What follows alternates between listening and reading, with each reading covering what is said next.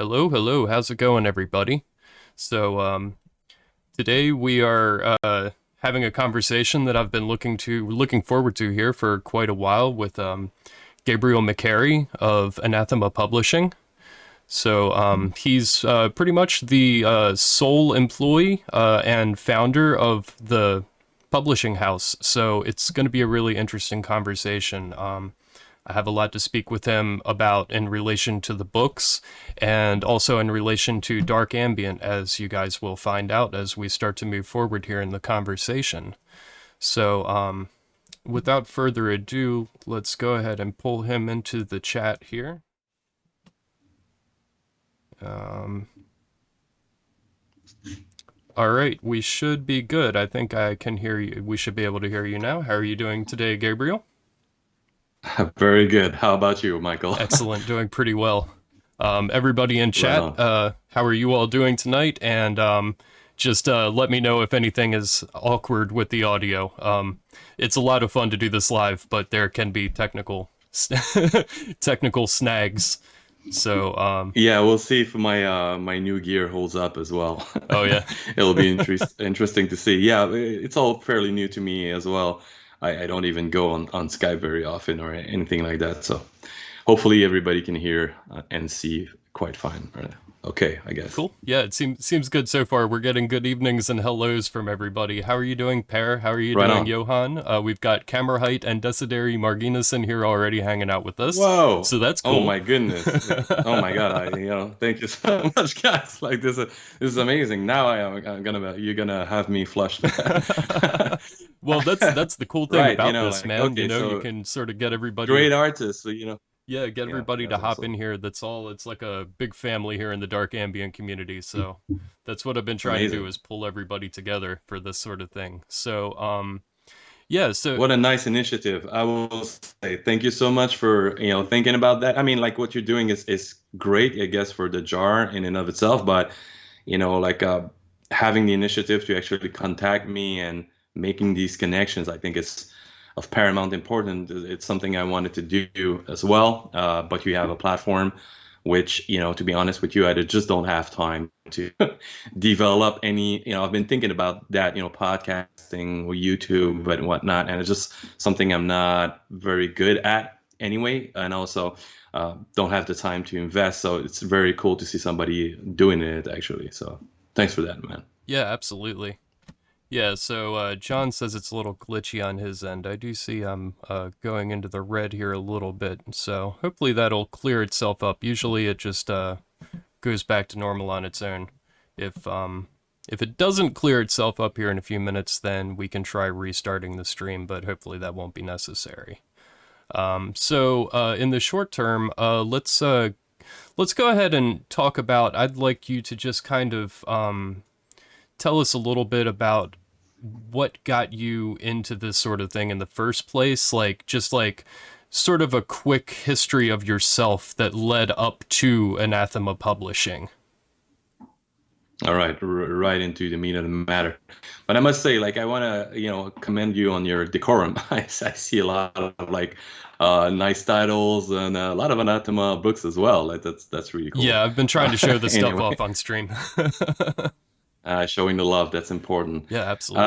All right, so okay, so where to start? That's always a tricky question. Is there a place where it actually starts? Yeah.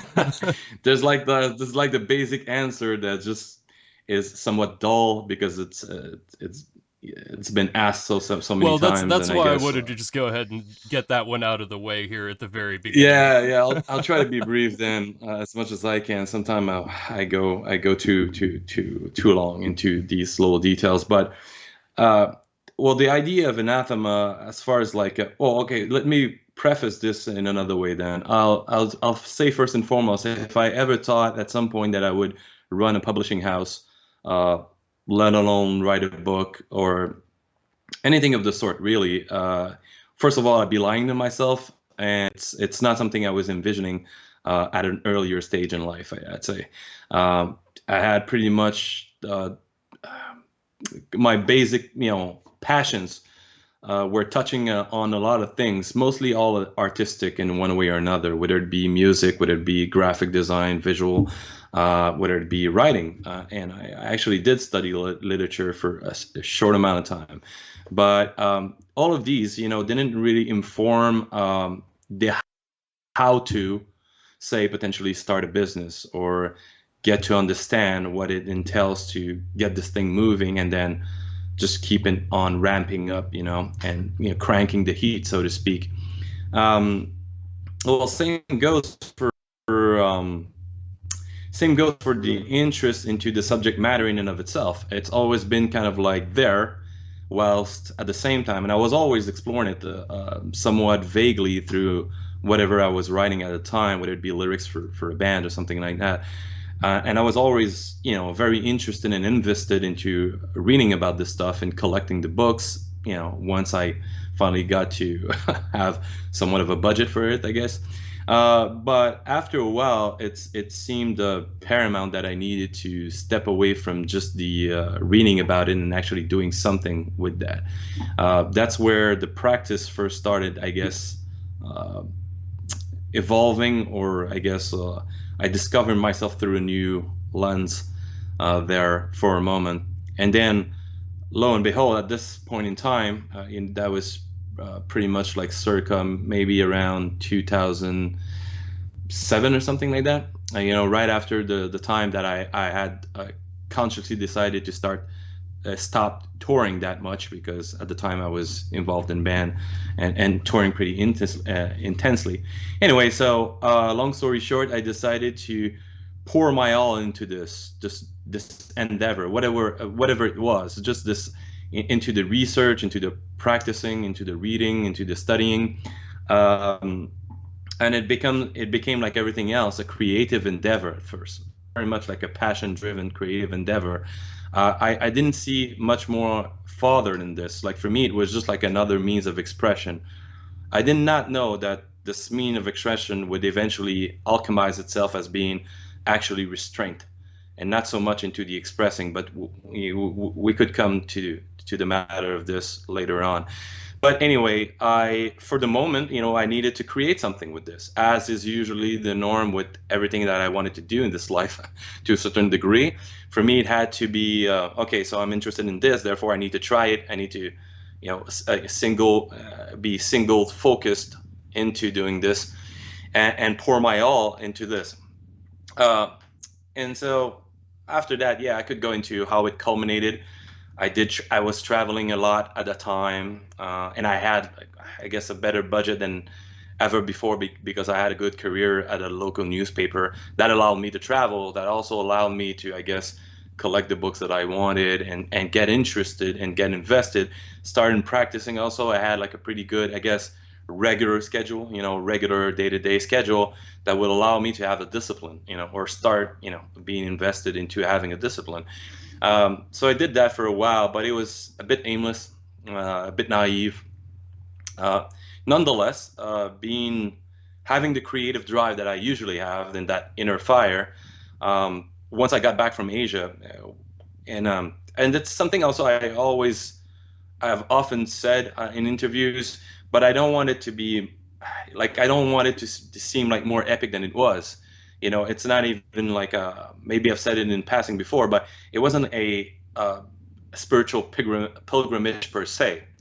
It just happened that the culmination, I guess, of circumstances within the time frame that I did this 4 month travel unlocked something, and everything came like together, like as a puzzle, kind of like a moment of lucidity.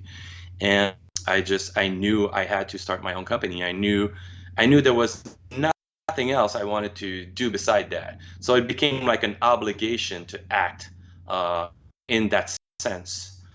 But I would say the main reason why I wanted, beside like how this came about, and the first product being like the Pillars periodical, and the beginning of that beautiful journey, basically, like whenever I was enamored with a certain book, or with a certain presentation, or with a certain work that a publisher would be doing, I was always so very grateful. Actually, like for me, I think like it started with gratefulness. It started with like understanding first that you need to be grateful, of course, about for the great minds that gave it all to, put to writing these wonderful books.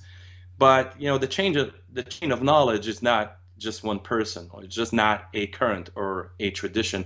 It's this assembly of like so many little cogs in the wheel that'll make it this larger thing, and that the work will keep on perpetuating itself and being known the world over through various generations. So sometimes I would stumble on a secondhand book somewhere, and I would be like so thankful that this particular publisher at that point in time invested his time and money into uh, starting his own publishing endeavor and making sure that these books would get to the to a reedition or being read by so many more people and so forth, right?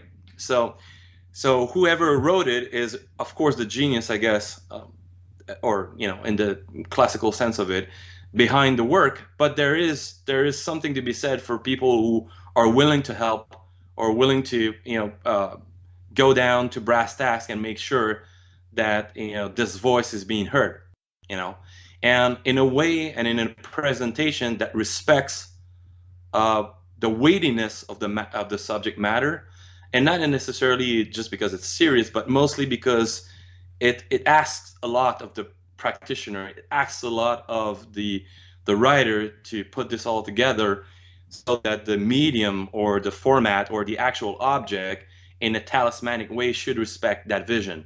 Therefore, of course, like my background in graphic design kind of leads me through to that bias, in and of itself, because I do enjoy beautifully presented works of art in general, and I knew I could bring this forward. I knew this was one of my forte. I knew from the get-go that I was like, okay, if anything, everything is going to be hard because I have no freaking idea how to start a business, no idea which step to put forward first, but at least I know that I can produce something that'll be appealing, if anything, to the eye, like, and then ultimately to the soul. I hope, that's always a hope.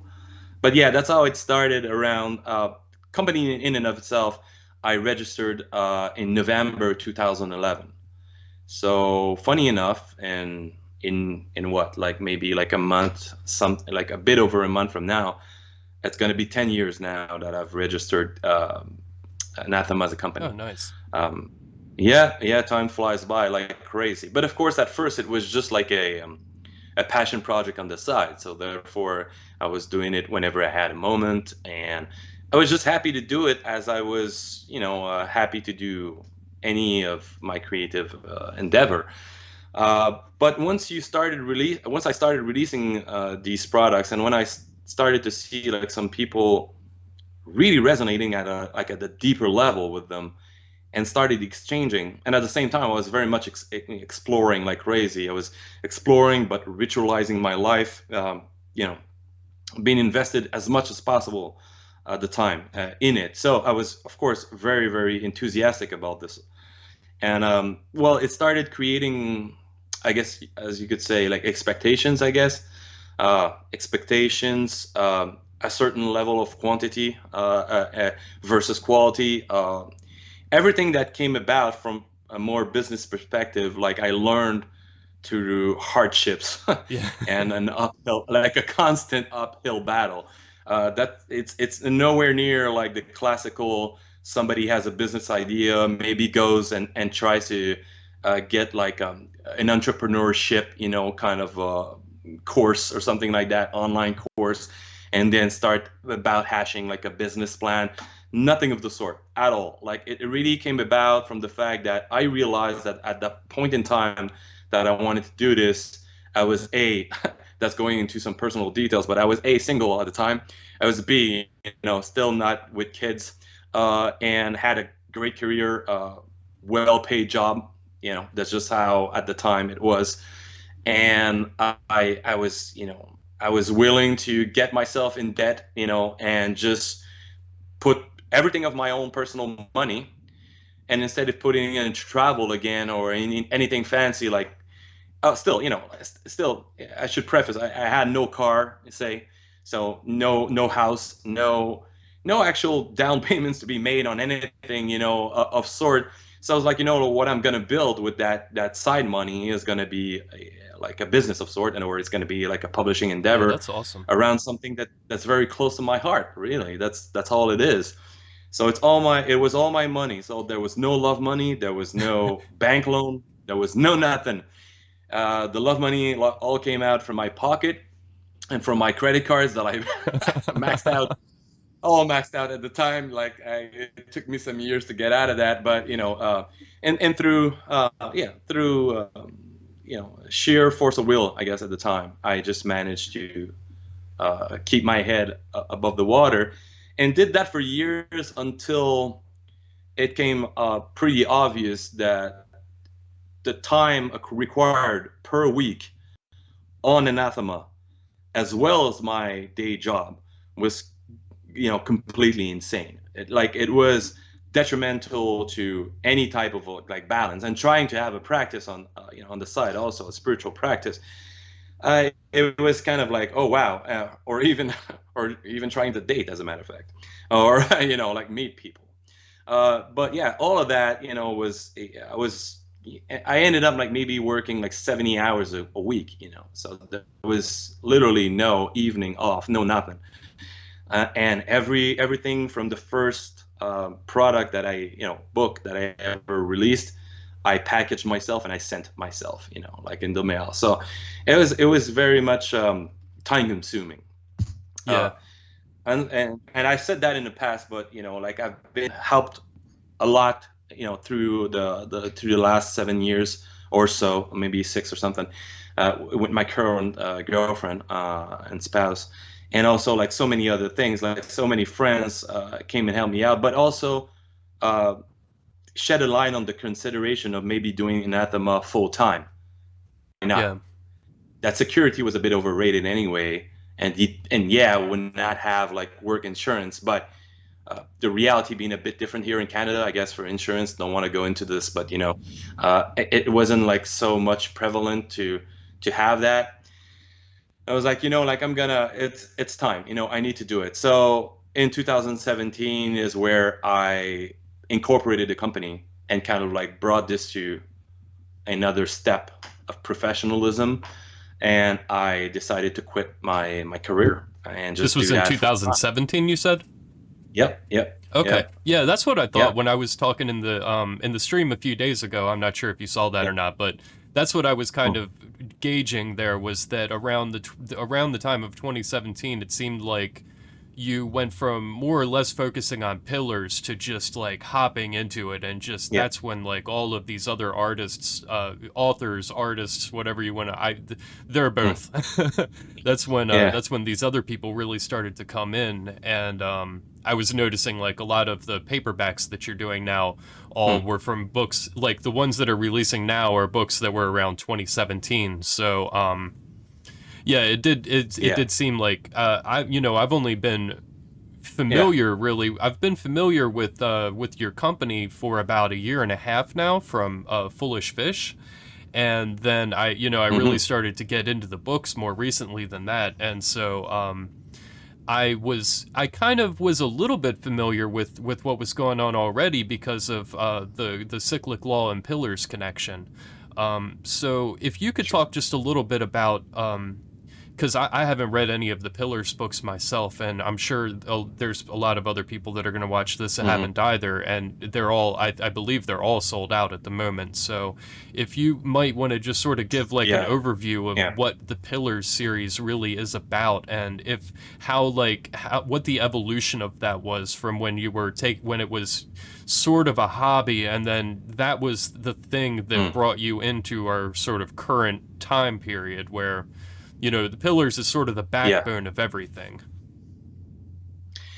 Yeah. Well, it certainly holds to its namesake, right? For Yeah. sure. But like and funny enough, just before we were talking, that's what I was doing, because often I will work on the weekends as well, and I was just putting together a piece, like text into layout for the upcoming pillars, which is entitled A Wayfarer's Heart. This is due out like end of the year. Nice. And I'm really like fingers triple crossed that it'll happen without much problem because each and every pillar is as much as I love it, love the series. It's literally quote unquote. It's easy to say, but it's my baby because that's how Anathema started. So I'm very much like close to pillars in general and what it offers. But it's a pain. It's a pain in the ass. Like to be like it's yeah, it's by far the most challenging. I could imagine. Well, yeah, because you're not dealing with a single voice, and that's very much like it's part of its signature. It's part of its raison d'être. Like it's I wouldn't have it any other way. So that's what I'm saying. But nonetheless, you end up like dealing with so many people, and sometimes to the best of these people capacities and personalities and whatnot. It just seems that you need to fine tune your relationship left and right, in order to accommodate for the betterment of this big project, right? And that's not an easy feat to do in any shape or form because ultimately it becomes this big team project, and we all know that a team project is just at the end of the day it gives for something quite interesting at the end. The end product is always superb and so cool, but this diversity makes it so that it's more difficult than dealing one-on-one with somebody, right? Or Controlled dealing with chaos. yourself.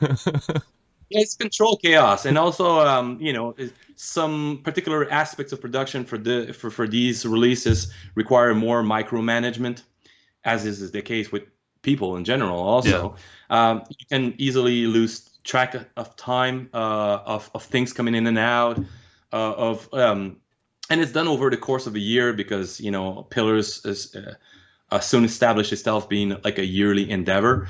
But so through the course of the year, you got so many other projects that requires your immediate attention that pulls you out from dedicating what you need to dedicate as far as time is concerned, and communication, constant communication, and also finding the talent sometimes because it's not as easy as just sitting on your ass and wait for people to send you stuff. I wish it'd be, but like Anathema is still not there yet that it can rest, quote unquote, on its laurels, for waiting for good material to come in the old inbox. So it's not exactly like that. So sometimes you have to reach out. Sometimes you have to discuss the minutia of the project and the overarching themes and I wouldn't say goal, but you know what I'm saying. Anyway, all that to say that I I started I started Anathema with pillars. So therefore, for a while, a lot of people would not necessarily understand even that pillars.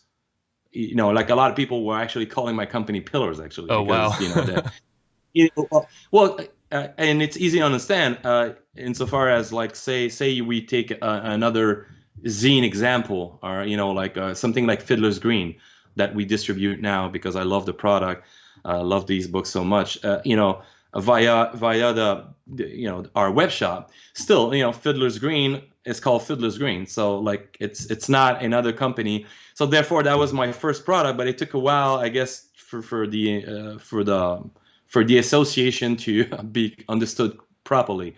And the reason why I went with a periodical with numerous authors and numerous visual artists is to give me that edge. That at first I was like, well, I'm a let's face it, I'm a complete unknown when it comes to this particular milieu, and I have a vision. I believe I have something to bring forward, and it was always in the back of my mind to eventually do more than a periodical, do hardcovers, do beautiful editions. That of course, because I'm a fan of these, and I'm a huge fan still to this day of all the publishers who are strong-hearted enough and to go into this arena and do it beautifully and properly. Anyway, so that was my point, but I felt like amassing a large enough number of interesting voices around me to support these project, yearly project, would help, spreading the word and spreading the, I hate that term, but brand awareness, like, or something like that. Yeah, it makes sense. Sharing the love also. So through the underground and word of mouth, I think is the expression goes Yeah, in yeah. English. Sometimes when it comes to expressions and idioms, I'm confused with whatever translates from French to English. Anyway, but yeah. So from word of mouth, it came about that I was finally able, with the relationship I developed also via this periodical, whether it be with visual artists or authors, to start talking about actual books, like complete books, and I started having interesting manuscript coming my way, which I could not, turn away. Yeah. So that's why I started doing hardcover books in 2016. All right, that is when I started doing hardcover books. First one being Crafting the Art of Tradition by our dear Shani Holtz, the maid of the Clan of Tubal Cain in the UK, and for whom I have anything but profound respect. Anyway, Yeah. uh, to the utmost, and was a huge fan of. Actually, like, I believe the first hardcover I ever, wanting to discuss with somebody, was a beautiful deluxe edition of her first book, Tubelo's Green Fire, which, as far as traditional craft is concerned, and whoever has an interest in say traditional craft, witchcraft, or even the sabbatic craft to a certain degree, of course, of more of the Cochrane tradition, but nonetheless, like, my interest for that, it culminated with reading that book, and I still, hold it fondly in my heart. And I managed to get a hold of her and discuss it. And for legal reason, I will not go into, but let's just say she doesn't have the right to this book anymore, Hmm.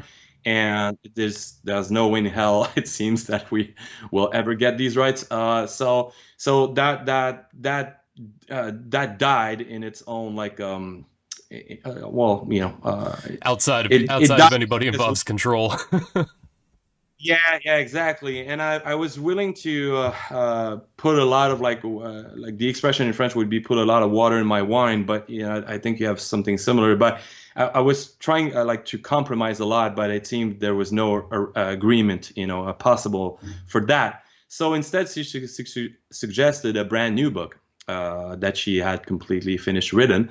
So that was the start of a beautiful relationship, and why, like, I'm bound, duty bound almost, to release her books in the future as well. But she gave me, like, all of her trust with that book, and I hope she was very happy with the end result.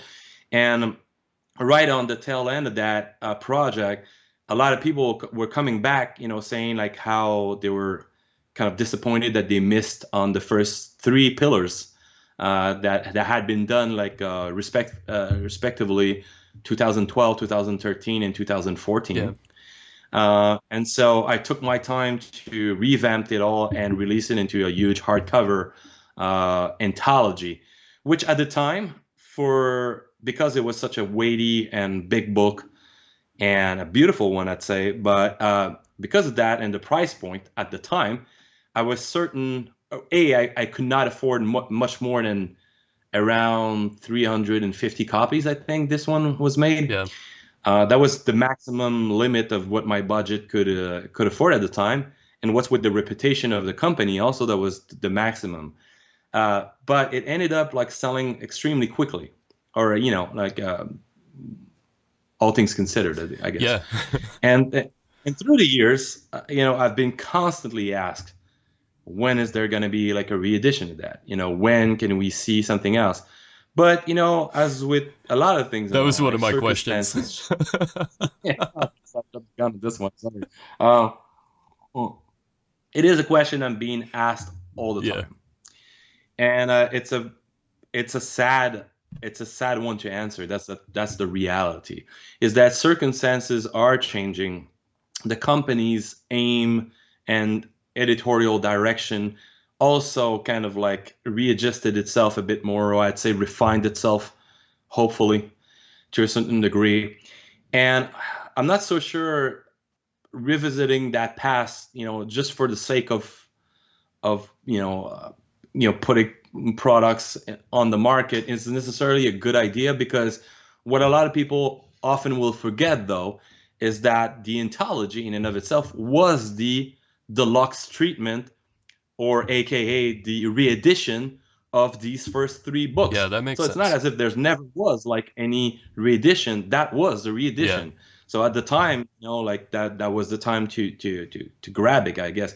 But as with anything, you're bound to, grow as a company, get more people in and being interested. And now they know that there's something out there that is oh so mysterious, because there was not too many copies, and now it's kind of like becomes this treasure, to be. Yeah. But it's not at all like the way people perceive it, to try and create rarity or anything like that. At this point, like I said, circumstances have changed. It's more of a legal problem. Hmm. It'd be like I would probably not have the rights to republish everything that was in there, That makes sense. or some of the relationship have changed, some of the things have changed, and therefore, if I would have yeses from a few of the past contributors, it would be a dimmed down. Is that a expression? Whatever, but like a cheapened, I guess, Hmm. probably not from the material presentation, but cheapened version, or at least incomplete Yeah, I hadn't version of what it considered was. that perspective. That makes a lot of sense. Yeah, And like because you said, you're moving forward so much right now with all of these other amazing books that are coming out. yeah. It's, it does make, now that you're explaining it, it makes a lot more sense as to why that's, less upfront from, several Oh different yeah, that's perspectives. also true what you're saying, because schedule-wise, you have so much time in any given year to put anything into production. Delays being what they are, Yeah. costs being what they are, and be like, well, I don't want to end up like say first quarter of a year having to, well, not having, but kind of like having to put into production something that ultimately will cost just as much as any new book to Hmm. produce, right? In order to quench a certain demand, or thirst for, or slash demand for a certain past title that is now out of print. And I can sincerely understand the frustration from a collector's like point of Yeah. view. Now, from a purely uh, neutral point of view, yeah, things have to move, forward. And if it's so complicated to get this thing out, and it would be like an incomplete version of what it was anyway, that I would have to supplement somewhat. I don't know. I've been trying for years to find ways around that. Yeah. Perhaps like releasing, again, an idea that I'm sorry to say, Clint, probably will steal, I guess, from Fiddler's Green. Maybe at one point I was maybe thinking on the few good relationships that I have, to maybe republish a few articles into somewhat of a glamorized like leaflet design type approach that would be very affordable, but would be its own little series on the side. I don't know. There's so many like we could brainstorm forever about that, right? Yeah. And also, like moving forward into volume two of Pillars is when I understood that the name Pillars and the demand for that series was strong enough for it to be its own hardcover edition each and every Hmm. year, to be its own book in its own right, and just create something even more lovely, and interesting also for the contributors who participated to have like as part of their collection. So being that it's mostly voluntary base submissions for the most part, the only thing I can do when you get around maybe close to 30 persons around any single issue is to pay for shipping and send a complimentary copy. Well, at least said copy is an amazing book, and you could certainly be uh, appreciative of that, and everybody is, as we are, and very thankful for everybody who's contributing and participating, as well as supporting and buying. Actually, that's for sure. But you never know what the future holds. Like I don't believe Pillars needs to be a certain way, or a certain format, or a certain presentation. I know series wise, it's kind of cool when there's a there's a semblance of unity, I guess. But yeah, it needs, because it's so close to Anathema. It needs to grow as Anathema grows organically, but fine tuning aspects as we go forward. If that answers your Yeah, that question. makes sense. Um, Yeah. so if I'm correct, Pillars was the first time that you did a collaboration between your books and the dark ambient genre. So is that correct? No. Or was it Entering the Desert was the It's first? No. no, No. neither. No. It's, yeah. You would have to you would have to have followed like an anima almost from its inception to be the first one to say like absolutely not. It was there from the get go, from the very first Okay. pillars. Like so the very first pillars was I started working on in 2011 upon registering the company, and everything came about around the same time. I designed the logo, the name, like registered everything, started working on layout, and I knew that it was going to be like a periodical called Pillars. So all of that was already, I knew. So I started like reaching left and right, and at the time I was living with a roommate, and my roommate is my cousin from my mother's side, and a good friend of mine as well.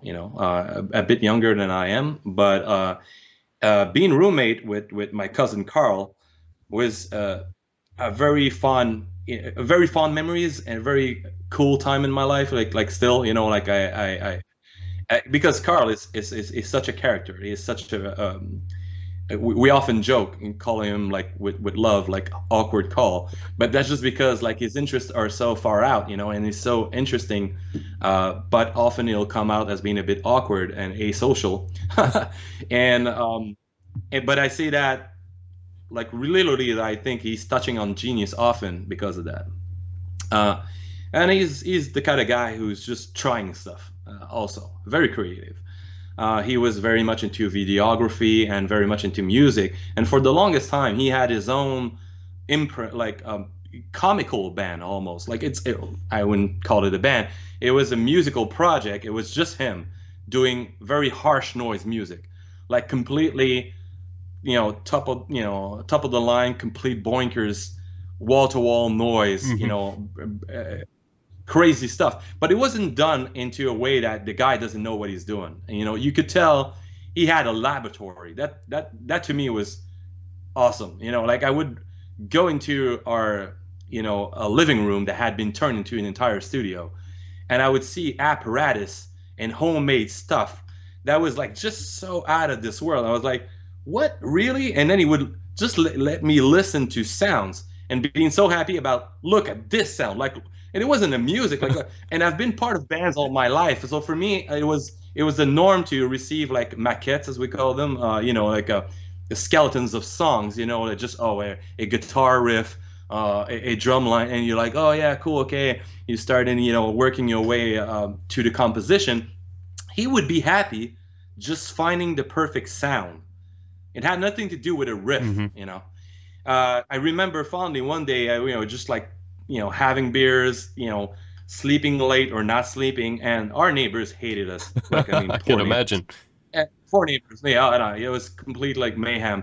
But I remember we were able, through various analog pedals and reverb and delays and whatnot, all this plugged into these little sticky microphones. Those little sucky, like it's just tiny caplets of Yeah, the microphone you contact can mics. slap on anything, right? We slapped that onto like a metal bowl. It was just like this empty, like where the dog eats, Yeah. right? A metal bowl. And we just used like an electric toothbrush, remove the toothbrush, and with the little vibrating metal part, just slide it in there. But whatever was coming out of these, speakers was complete demonic shit. It was like, like the worst demon in hell you summon. Yeah, it was some interesting stuff. Anyway, so experimenting with him, we actually did create a project together, which was called Lim, just Lim, or I don't know. in French we say LIM. It stands for an acronym that I won't say what it means. But anyway, this acronym, started being just us two, just fucking around. But it was sometimes comical, sometimes was like just philosophical and weird and moody. Sometimes it would talk about Bukowski. Sometimes it would talk about Lovecraft. It was very much all over the place. But since I was very much into the occult at that time, of course, a lot of things were veering or kind of steering towards that as far as the themes were concerned. Um, and yeah, like when came about the time to release that first Pillars, I was like, hey, Carl, what about doing like a special track? Just one song that we could put on 3-inch mini CDs. Remember these 3-inch mini CDs that were, so cool at the Yeah. time. For like underground stuff, like that.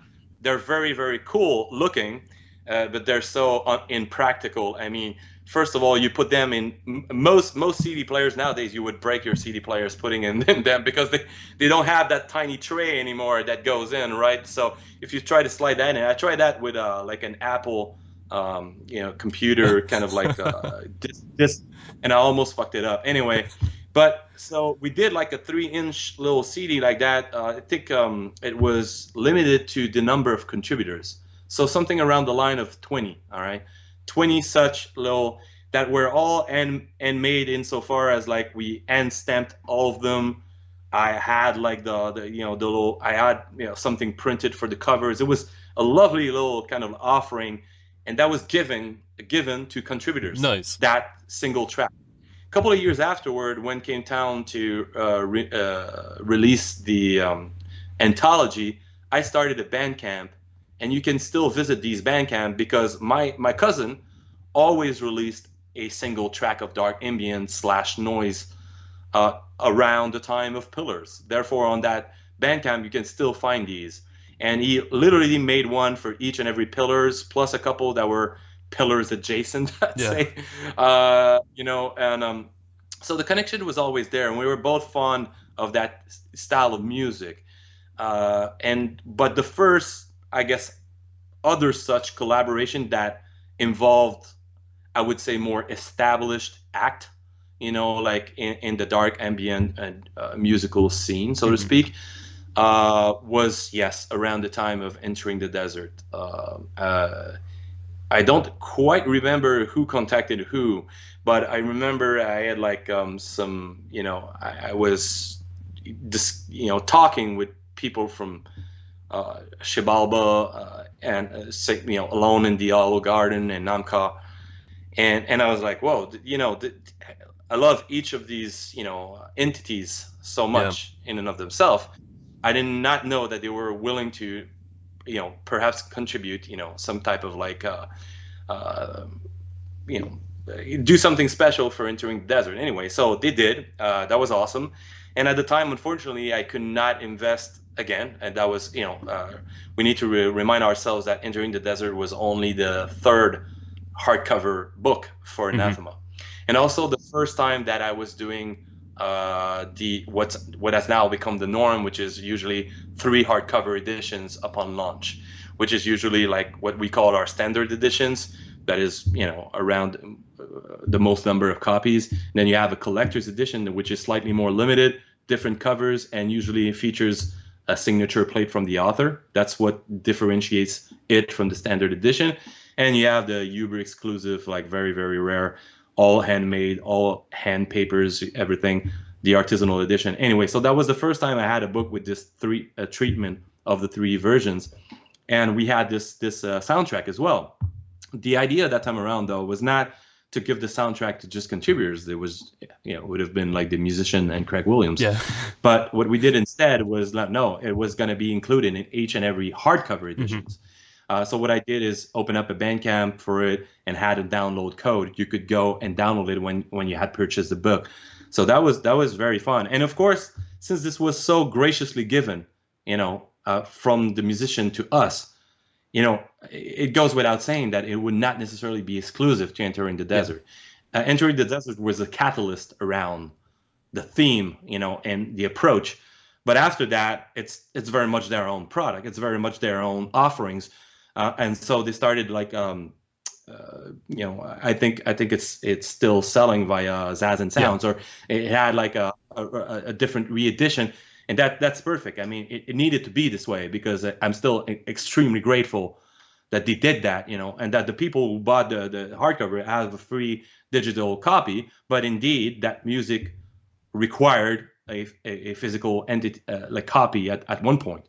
So that's awesome. It's very, very cool. And after that, like a few other uh, more underground acts have joined in once in a while to kind of like say, hey, this is interesting to me. So like I want to do like an ambient. So often we would like kind of like link other, albums, from people who had been like, just inspired, I guess, by the material. Hmm. And but yeah, like the idea to release an actual CD with the book, the first time we were able to do that was with Caesar Varies. And I hope this didn't necessarily set the precedent that people would expect that, from every Yeah. release. Same as it's not going to be the case for the upcoming Pillars. More so due to the fact that, again, Pillars being complicated to put together. Well, you can imagine that if you're bringing in three or four more musicians and act, Yeah. uh, to respect your schedule, to respect the deadlines, to respect everything. Of course, inspiration has its own, not only agenda but its own schedule. You can't control all of that all the time. So it's very difficult when it comes to publication and making sure that everything comes together at the very last minute.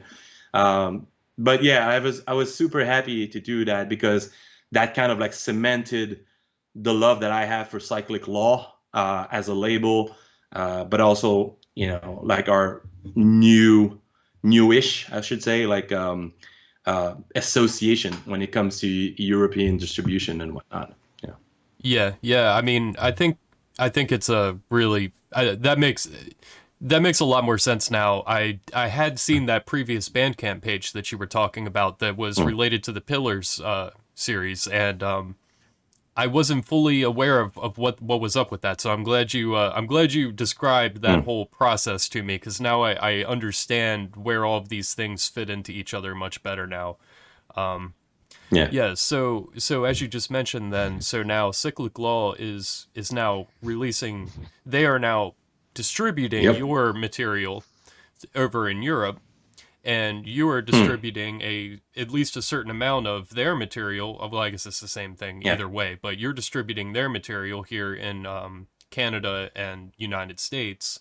So yeah, I think that's the thing that really got me wanting to look deeper into Anathema as a dark ambient guy. You know what Cool. I mean? Like that's my main thing. Like how is this? Well, I try to have some level of how can this connect? If I purchase this book, how can this connect back into what I'm doing? You know what I mm, mean? And when I picked up Entering yeah. the Desert, that was my thought. Like this whole thing fits together. If I like this book, I can talk about it, and I can talk about it in a connection to dark ambient, and then that just sort of led me down the anathema rabbit hole. Well, I'm quite happy if you were able to make that connection and dig deeper because of that, because that's exactly the intent behind that. However, I will say, like before, it was the intent specifically around the music. I should say that Frédéric Arbeau, the head of Cyclic Law, being a Quebecois as well, being from the same region as I am, from the Montreal area. Anyway, I've known about him and of him, and I believe we did exchange back in the day, but it's fuzzy at this point. I'm talking in the 90s, when I was like 18, 19 years old, the tail end of the 90s. We were already listening to dark ambient uh, and or arch, kind of like industrial neoclassical music. Of course, at the time I was in a black metal band, and that was what I was doing, and I was pretty intense into that. But nonetheless, we could totally see a correlation between the two worlds anyway at that time. Not so much nowadays. I don't see the correlation that much. It's still there, but it doesn't need to be.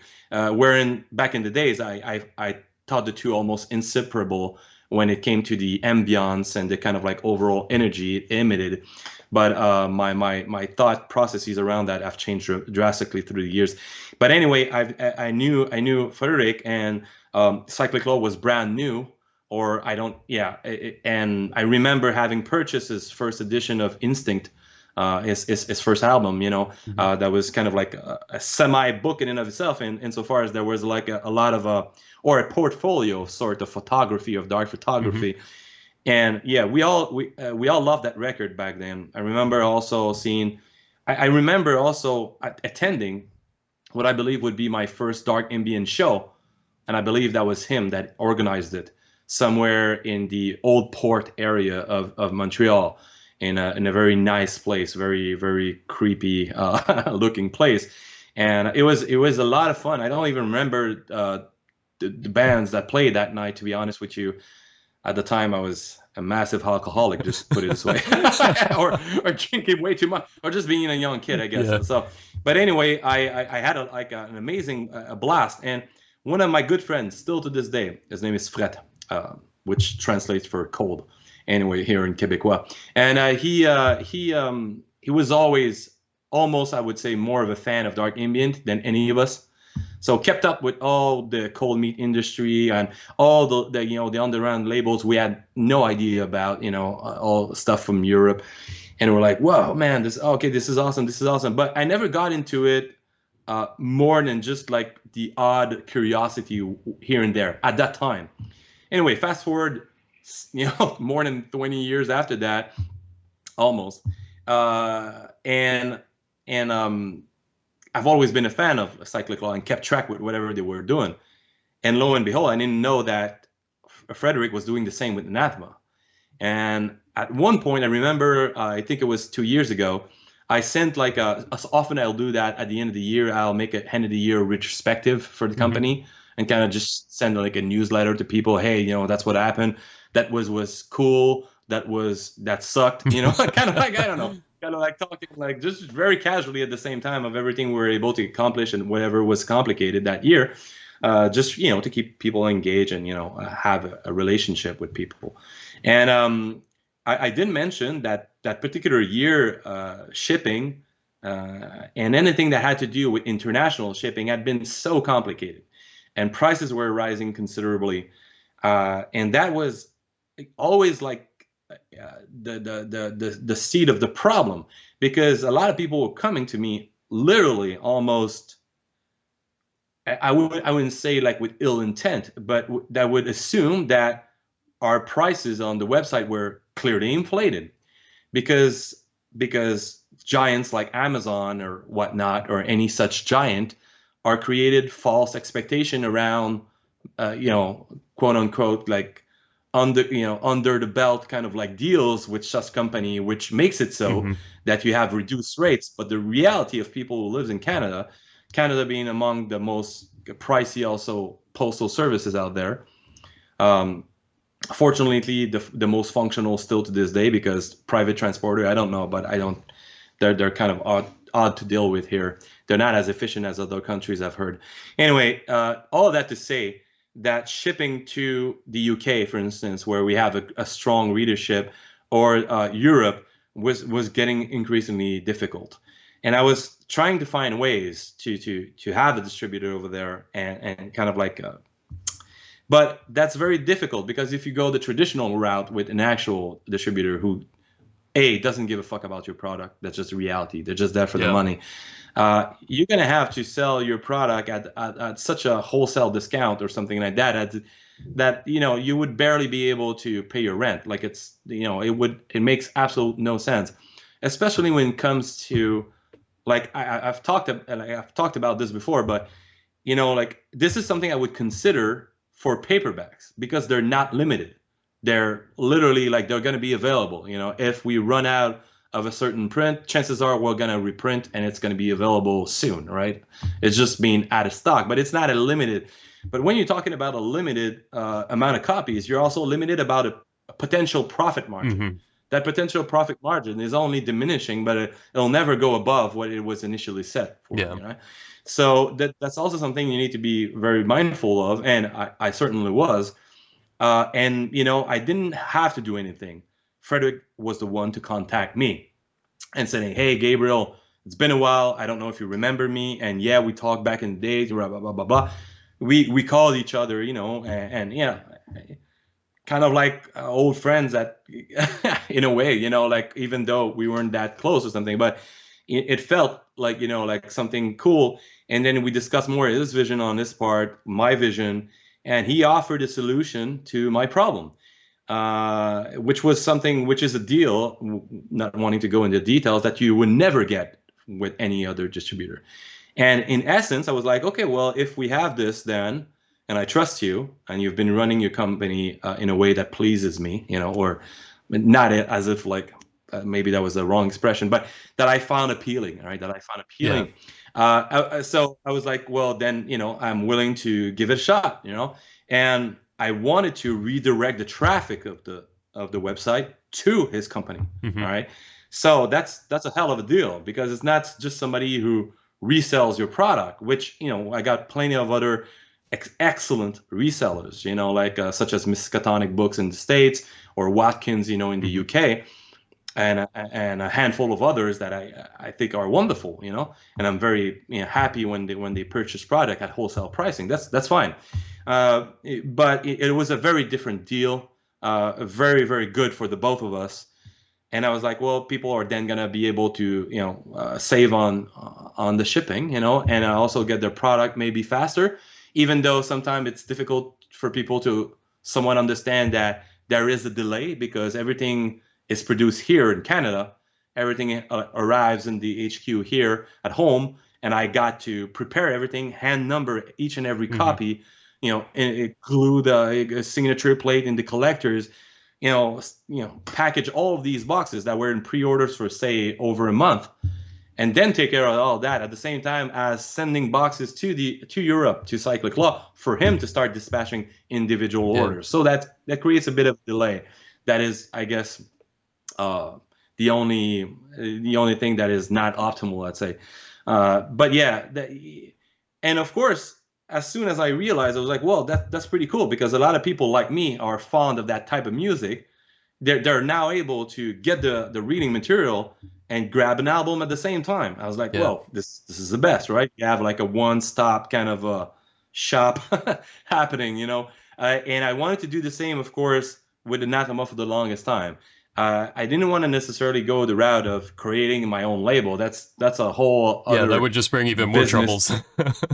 Oh yeah, and that's not something I want to do. But certainly, at least being able to offer the same thing that people get in Europe, meaning they can get an Anathema title and grab like one of these wonderful, Sonic offerings.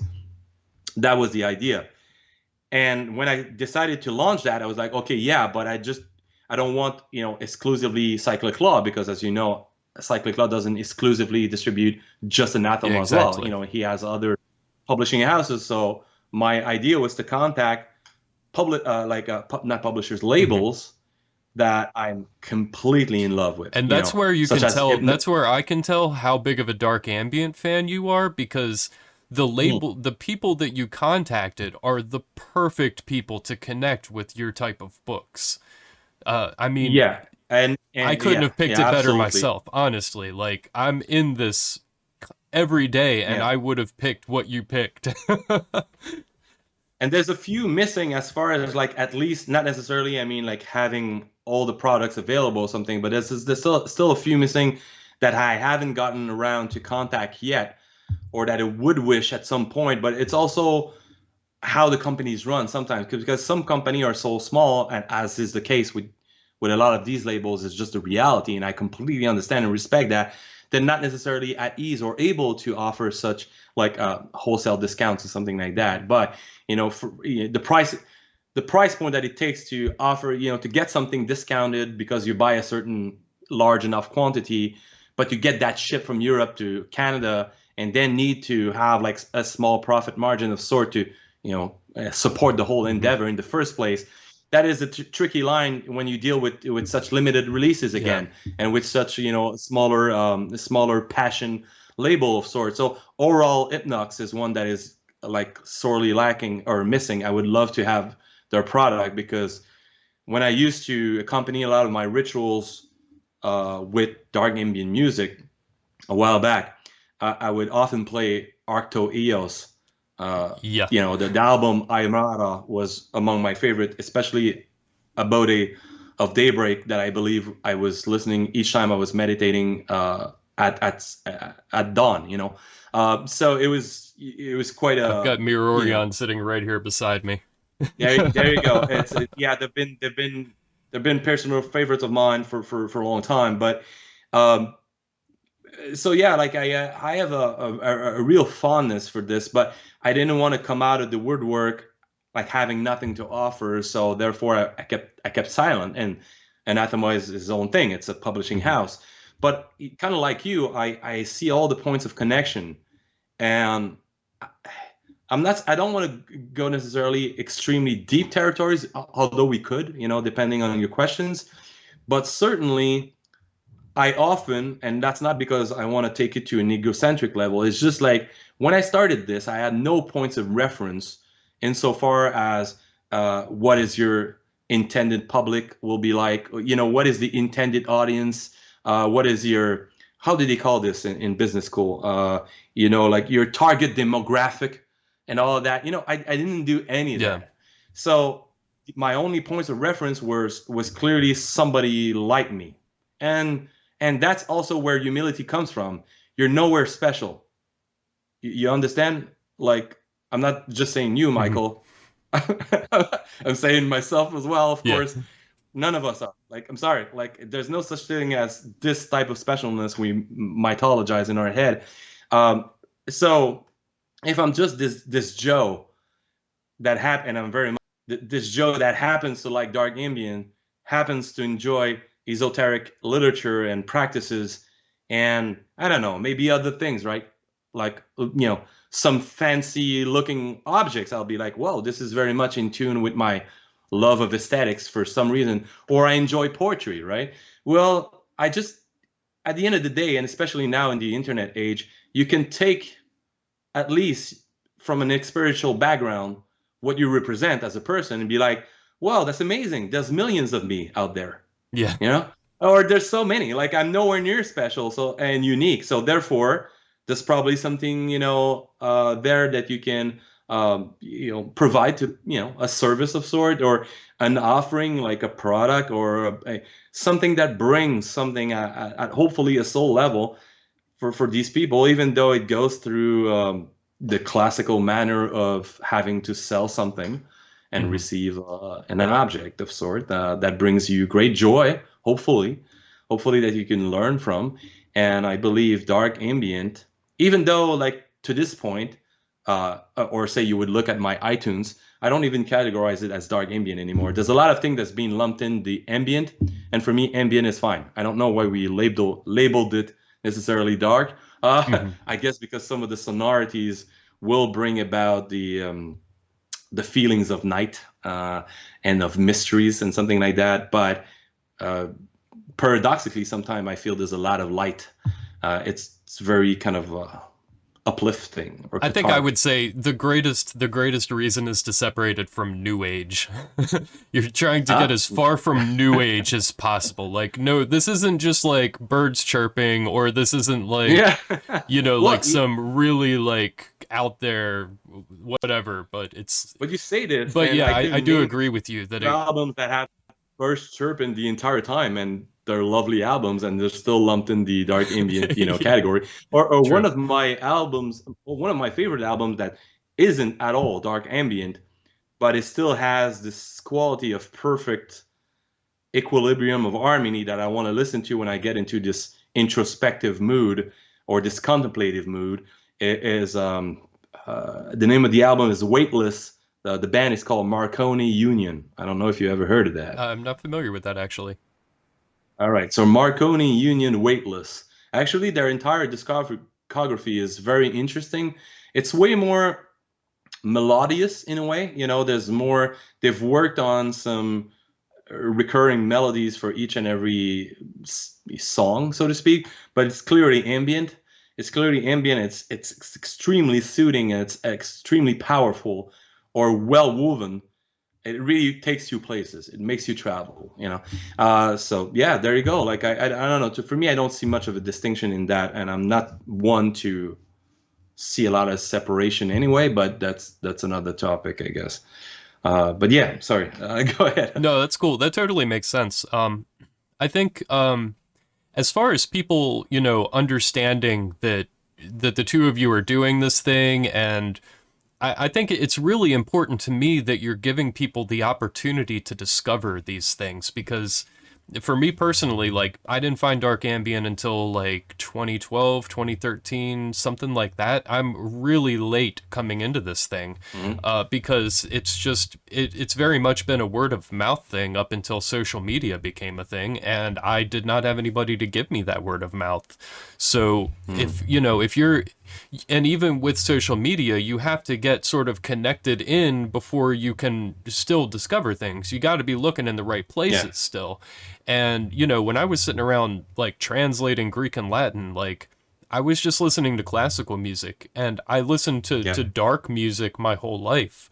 And if I'd realized Hmm. that there was some connector there that would bring those two things into each other for me, like, I'd have been in my glory. So I think a lot of people are going to immediately resonate with what you're doing. Like you were saying, people that are already collectors of these labels can now get them in the Americas. But for people that have no Yeah. idea what's going on with this stuff, that's going to be a slower process. But them just stumbling Yeah. upon it on your website is going to be phenomenal for them when it happens. And I think there's so much ground to be broken there between, especially when you're talking about occult and esoterica related books, but really books in general. I mean, almost any book that you're reading is enriched further by having the right sort of background music on. And if you're not looking in the right places, there's just such a small number of things to choose from. Like once vocals come in, you've lost me. If I'm trying to read a book and there's vocals, then there's just this can't happen.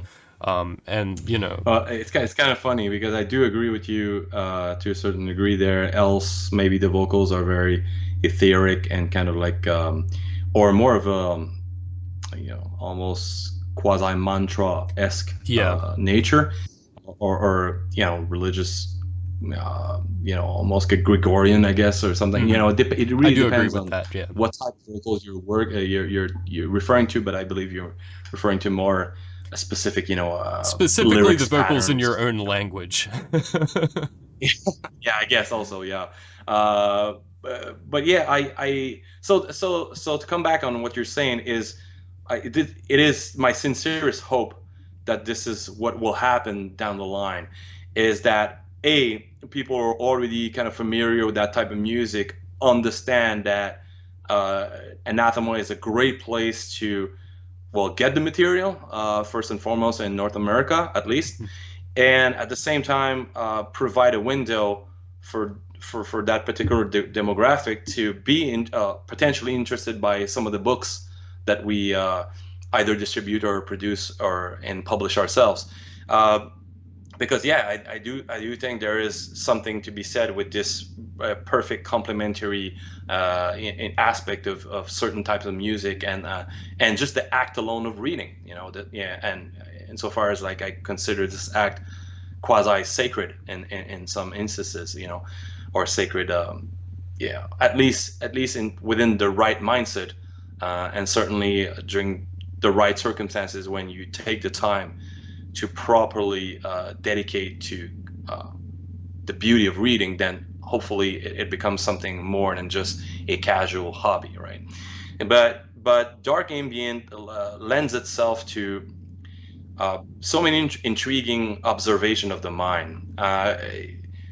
This, we could argue, is limited to a certain degree, but I can tell through a certain track or a certain piece of music that whoever did this was, I am tuning in to whatever was happening mentally and emotionally at that time. And in a sense, it becomes a real way to travel through art, Hmm. and it's a direct medium from observer observee kind of link that is established in the same way that sometimes you can almost feel like the author is speaking to you when you read certain books. And so to take it Nagaga Press, which Per, whom I don't know is still present, but is very much among my favorite artists. You've I know you've mentioned in the past for you as Yeah, well. Well, definitely. I'm sorry, I'm not that original there. It's just I even made a list of like what was my favorite dark ambient albums, and I was like, wow, this guy's come up like very often. Yeah. There's many like of his, like side projects here and there that are among like my top best all time. So it was very important for me to contact them upon trying to set this, but it's very hard to get people to pass the word along. It seemed that the reach of Anathema right now is very strong in the literature and in the specific milieu, not so much in the music, Hmm. side of things. And of course, my goal is to be always up to date with new releases and all of that, but also because it needs to be it sits on the shelf longer, right? Because I need to get this going. So for now it's a bit slow. Like this is just a reality of it. But the intention is still to bring it to the level of which you described earlier. So it's to have this perfect combination and to become like a a best way to acquire the material one way or another. Uh, but yeah, like in the Gaga Press, for instance, like I love how it's a label, but it's not presented as one because there's so much of philosophical pondering and little printed material around it that this is precisely what I believe, why I believe it works. You know, this is among the great examples of why I believe it works. And for me, I respect the thought process. And yeah, as a musician myself, insofar that I can call myself a musician, not having studied music or anything like that, but being a screamer in bands for the better part of my life up until recently, where I quit metal music in general. It's even something I would very much like to explore maybe in the future as part of a creative endeavor. Or as you've mentioned, we did try that with the latest Pillars from last year. Hmm. Maybe I would want to revisit this in one way or another with different artists that time around, with other specific projects. It just it's just not necessarily easy because it entails, like I said, like a totally different production schedule and a whole different way of doing things. Therefore, it's double the amount, double the money, double the everything, to make sure that it comes out perfect. But yeah, I would very much to put my nose into these things. Literally become more of an active part of potential project or enable an enabler of sort of these projects. And yeah, I believe I've curated like an interesting collection of artists right now on the Hmm. website, but this is just a beginning, or so I hope. So I'm hoping that people resonate more and embark into this journey that I want to. Yeah, so that brings up, I guess, an interesting question. I don't know how much you'd want to go into this, but one of the artists that features in your distro right now is Underheimer, if I'm pronouncing that Yeah, correctly.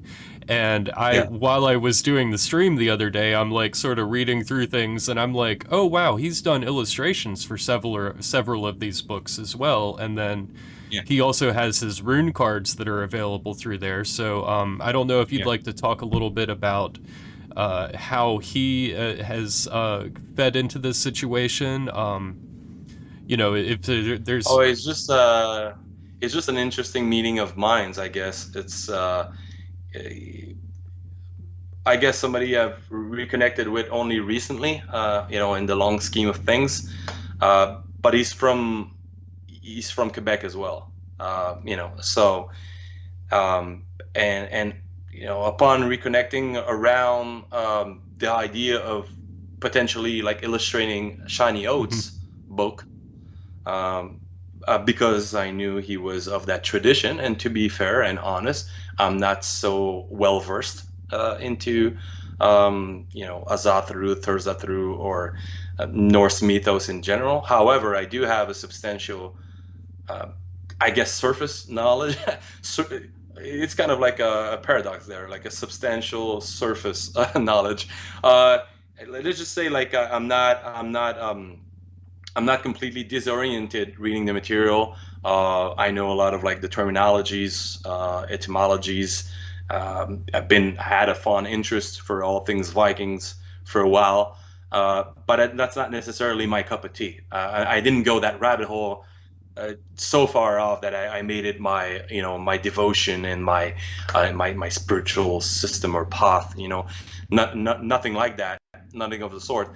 And although I know Shani used to be known much more for the Robert Cochrane tradition of which he helms, and the passing along of that knowledge and traditional craft knowledge. She's extensively knowledgeable in that Mm-hmm. field. So I needed somebody that I felt could handle the material, because I would be reading even the the brief, for the ideas for visual material, and I would be completely lost in some of the more kind of like technical details and technical ideas and historical references and whatnot. And so I started discussing primarily at first with him about that. And since he knew the material by heart, knew how to handle it, so to speak, and is a great artist all around, I was like, all right, well, good, there you go. That created its own kind of like perfect uh,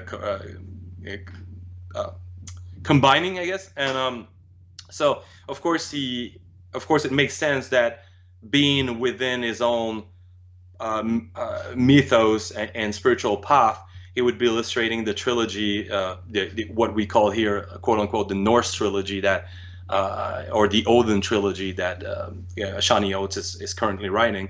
The third volume coming probably next year. Yeah. That's very much what we aim Mm-hmm. for. But yeah, on the Reimar being the creative guy that he is, he just yeah he actually surprised me as well. I had no clue at first that he was working on these deep vocals, mantras, and yeah, and so a lot of things came about from just pure kind of like cool shock, but also a culmination of various circumstances where I learned he was about to release a record on Cyclic Law, and then I was like, that's perfect. And then another on With Zazen, Zazen yeah. Sounds, and okay, that's amazing too. So okay, so that kind of like so that's kind of why it's a very like I get along very like perfectly, like with Under the IMR, and and yeah, and that's we see eye to eye on a lot of things when it comes to art, and the presentation of art, I Mm-hmm. guess. So there you go. So why not, like if he keeps on, creating these wonderful little projects on the side, might as well, encourage it and present it, because there's always like going to be like people interested into that particular subject matter, and will be interested. So yeah, there you go. It's as simple Yeah, I mean, it an was answer. really interesting timing. I guess, especially like from your perspective, and because his music, I don't think people, I had no I really didn't realize that there was a connection of him working on books as an illustrator and him working in the dark ambient, ritual ambient scene. And I don't know how many other people realize that, but his albums sold like really, really well. And I think you are currently the only person that has copies of his two last albums. And I'm pretty sure Yeah, they're both sold out from Cyclic Law and from Zazen. So, just from like a they are. very practical standpoint, if anybody's still looking for copies of those, like, I think you're literally the only person left that has them for sale that's not secondhand at this point. So, Yeah, yeah, I mean, it's that's very like, true. It's very it's really cool.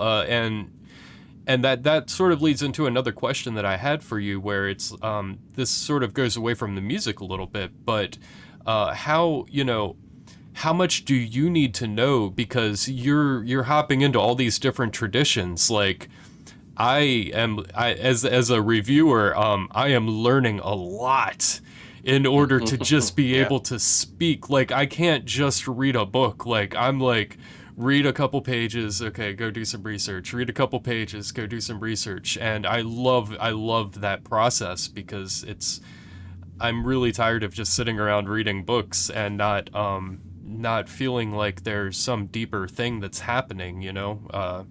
It feels like a college course in a lot of ways, where there's just so much that's being learned just by picking up one of Anathema's books. So how much yeah. do you feel like you need to know about a topic in order to publish that topic, you know? Because you said like you're getting these you're able to get the help from Chris in order to sort of understand that. So do you need to be connected with the Yeah. tradition yourself, or No. How now like it's insofar as this interview mostly centered around the company and dark ambient, uh, this would be so cool to explore, in in a longer yeah. form at some point, because I would not be able to properly answer that without going to so many territories. So please interrupt me if I go sideways and I go into like territories that are not necessarily what you're asking for right now. But here we go. I'm going to try and formulate something. So no, I don't believe the prior knowledge from the publisher to know everything there is to know about everything is the Hmm. point. Uh, this anyway would be pretty detrimental to any type of progress if I were to say that this is required, because otherwise, when is learning stopping? When is there an end to, or when do you consider yourself knowledgeable enough? Some people could argue uh, that, oh, it's after having done a PhD in this or something like that. But there is something as knowing, and there's something as knowing with a capital K. And then sometimes the knowing comes less from books and from academia or research, comes more from the practical experiences and how you're actually doing it. All Hmm. right, which is actually something that I very much enjoy of Shani's writing. It's supremely academic to some degree, or supremely dense. But nonetheless, she writes from both somebody who's interested in the research and the history, as well as incorporating this into a modern practice, and from the standpoint of what's unfolding or what's being revealed by that practice. So therefore, she's not talking about a dead tradition or something of the past relegated to the books of history. She's talking about a lived tradition. Uh, so so far as you keep the ethos and main intent of the company intact, I believe you can do a wonderful job at choosing what you decide to publish. And my particular editorial standpoint is that, and this is not into the detrimental of everybody who's doing it right. Examples of this would be Ouroboros Press, Black Letter Press that we're distributing right now, to some degree Rubedo Press also, and I could name like many others who are, say, solely invested into retranslating or providing a new translation or a new commentary on a classical grammar or something like that. This, of course, will always be required and appreciated. And since, like the readership ages and there's going to be new people interested all the time, well, for them, the first time that they might get their hands on the 4 books of occult philosophy, or 3 books plus the other one, from Agrippa, will be through, this beautiful new edition from Black Letter Press, right? But that's not the point of Anathema. Anathema, as a publisher, decided to draw a line in the sand early on, that what we would be publishing is something that respects and is grounded in tradition, but from voices of authors that want to bring this into the new light and into the future, so to speak, Hmm. in a way that re-energize, if anything, uh, the whole, and kind of provides a new perspective, even though we could argue that nothing is new and everything has been written already under the sun. It's still the intent of the company to not necessarily yet again slap a new cover on something that is age-old wisdom, yes, but that need not necessarily a new edition. Instead, given a voice to these new authors, these people who want to contribute something to their field, something who want to contribute something to their tradition that they're so devoted about, right? So, in saying that, I believe, keeping that in mind when you need to choose what you publish, I personally, Gabriel, the the process, Gabriel, the verb, you know, I have discovered ways to go about a certain path with points of interest that resonated more deeply with me. Namely, these are from the Western esoteric perspective, alchemy, Hermeticism, Gnosticism being a big one, the history of the early sects of Christianity, and how it ties in, well, independent of people conception, with some of the more non-dual aspects of Eastern mysticism. And so, yeah, I have like a deep interest into the mysteries, and they're not culturally bound per se. They're not culturally limited.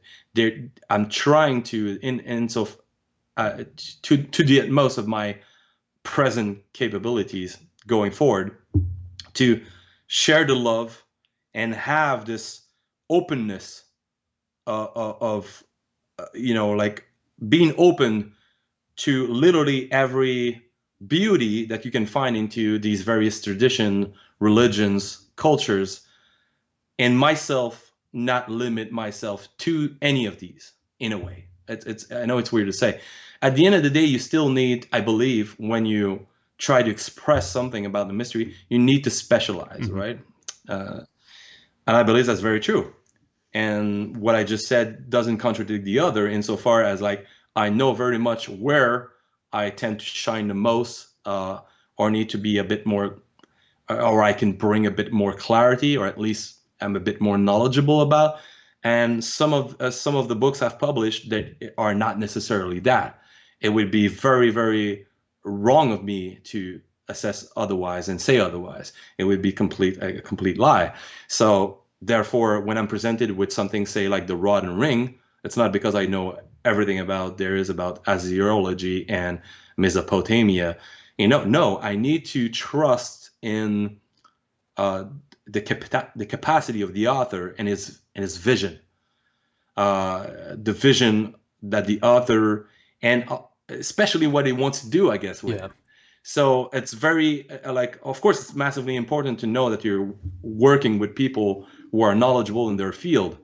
But my main idea is like, what are you trying to say? Are you trying to bring this forward so that this tradition remains alive and is able to adapt, all right, Mm-hmm. and kind of like move forward, or you want to just like uh, put another notch in the same tombstone, you Yeah. know, uh, you know.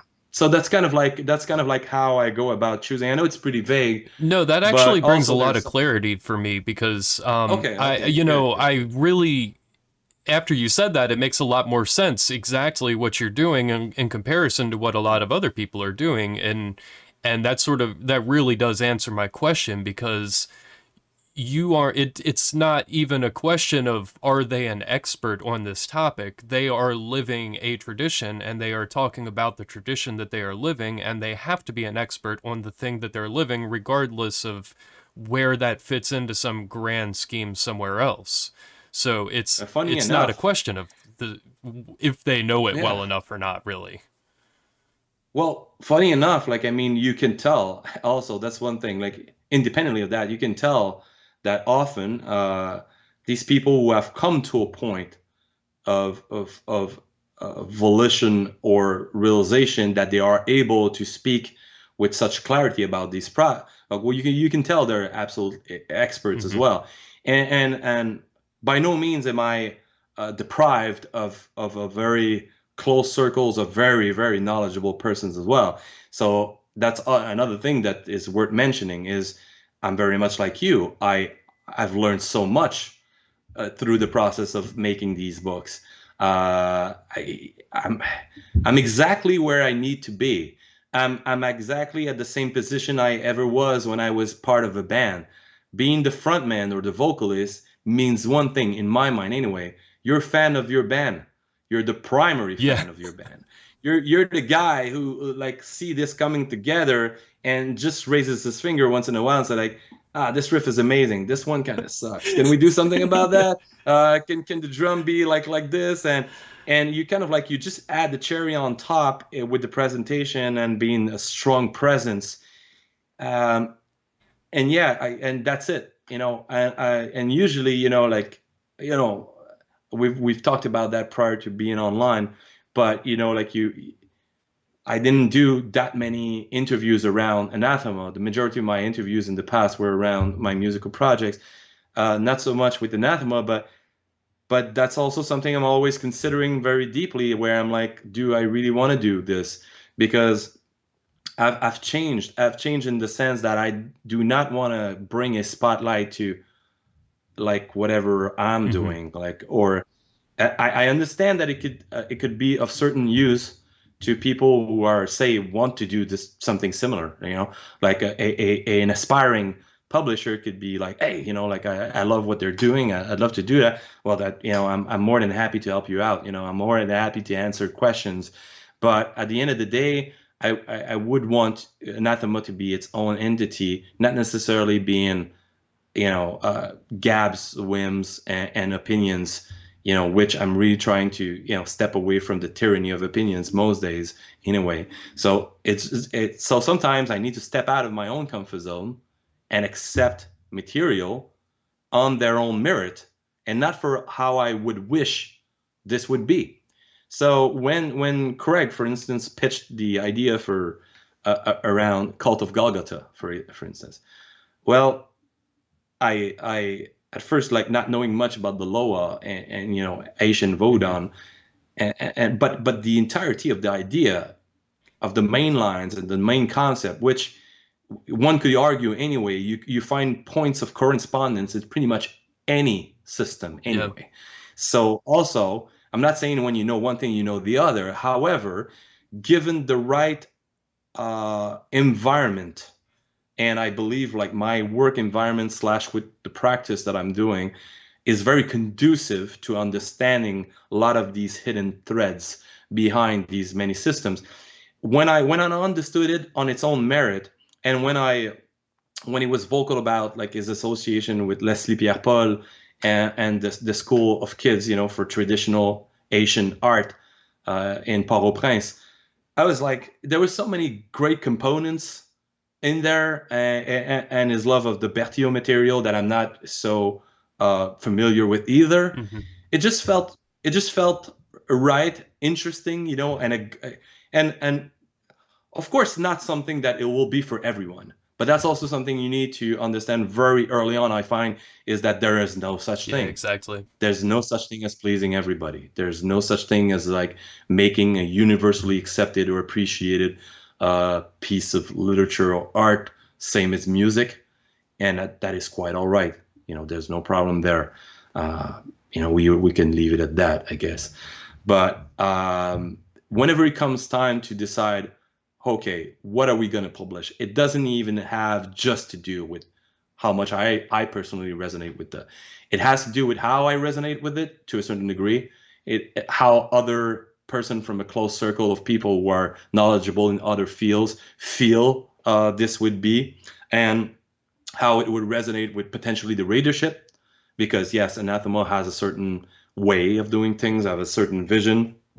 Uh, I don't want to say we're pigeonholed, to a certain extent, because I believe we certainly were, at least at the beginning, because of our willingness to address the darker side of magic and occultism.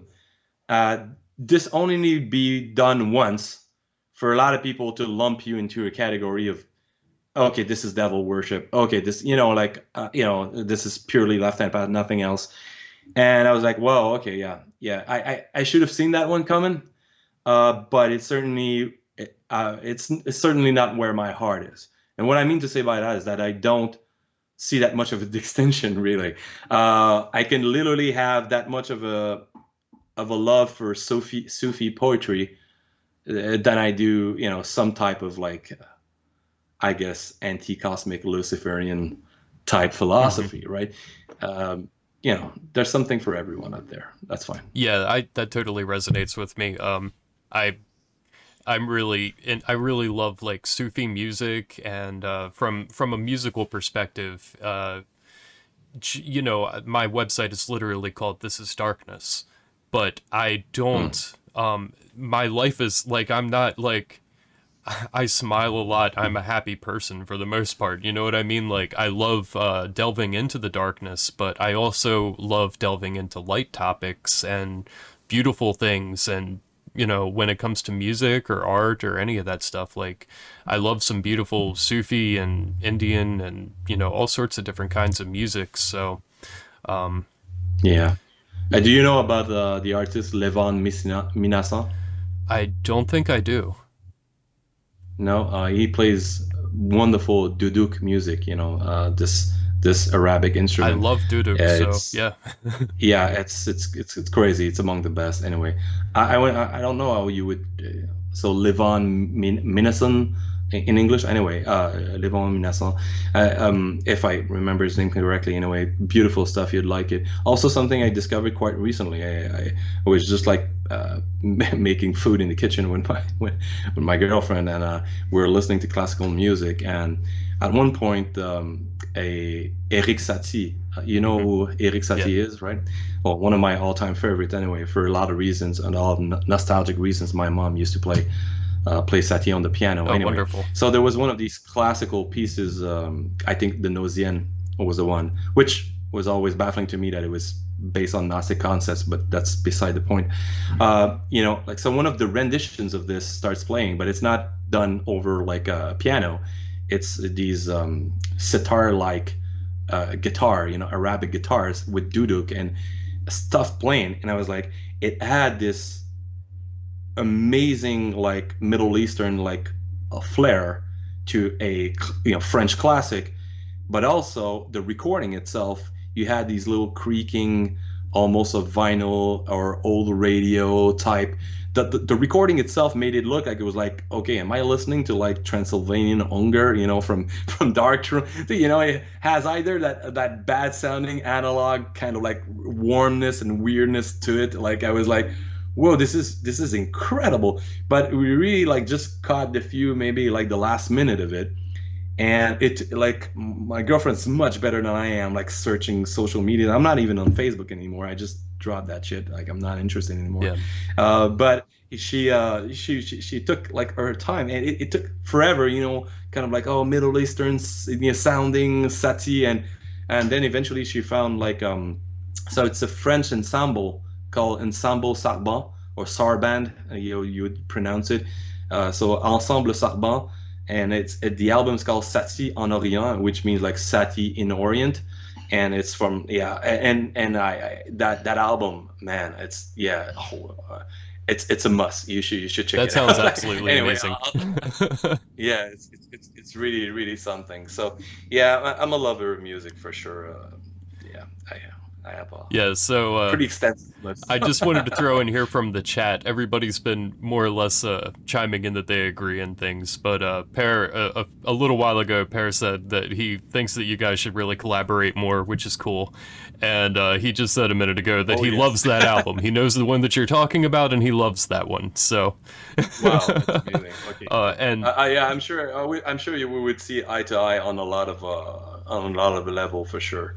Yeah, yeah. We must absolutely get in contact and do something for sure. yeah, so yeah, I guess I want to ask you a little bit about like sort of just your love of books in general, but I also don't want to, Mm. as you said, I don't want to dig too deep into your personality, so you can sort of choose to take No, this that's fine. direction if you That's want fine. to or not. But I mean, the main thing is like your books are just so beautiful. Like it comes together in every level. Like just like to sit back and like stare at it off in a distance, it looks nice.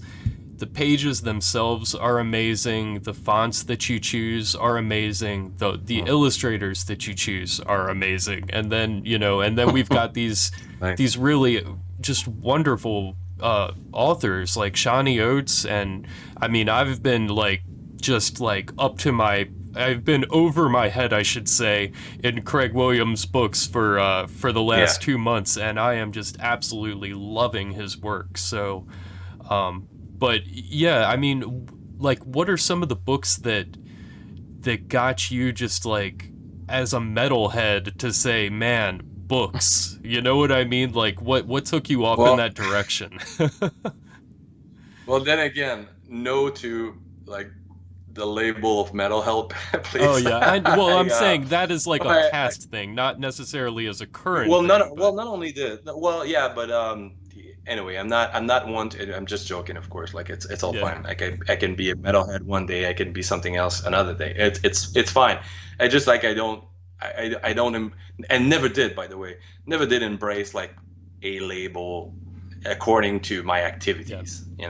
It's just like, or whatever shirt I I'm wearing totally that agree day. with you. I fought, It's and I mean, because I used to also do metal vocals, and I have fought back against being the stereotypical metal guy the whole way. So I definitely agree with you. well, to me that doesn't matter. It's just like one thing like over another. Like I'm not gonna forge a personality around the shirt that I'm wearing. So why would I even around a certain tradition that I'm following, or even around like this? No, like these are onion peels that you should that I believe like is pretty healthy to just remove instead of adding Hmm. more. But but yeah, coming back on your question, from the aesthetic point of view, anyway, from what I can understand, well, I can only agree with you anyway. Wink.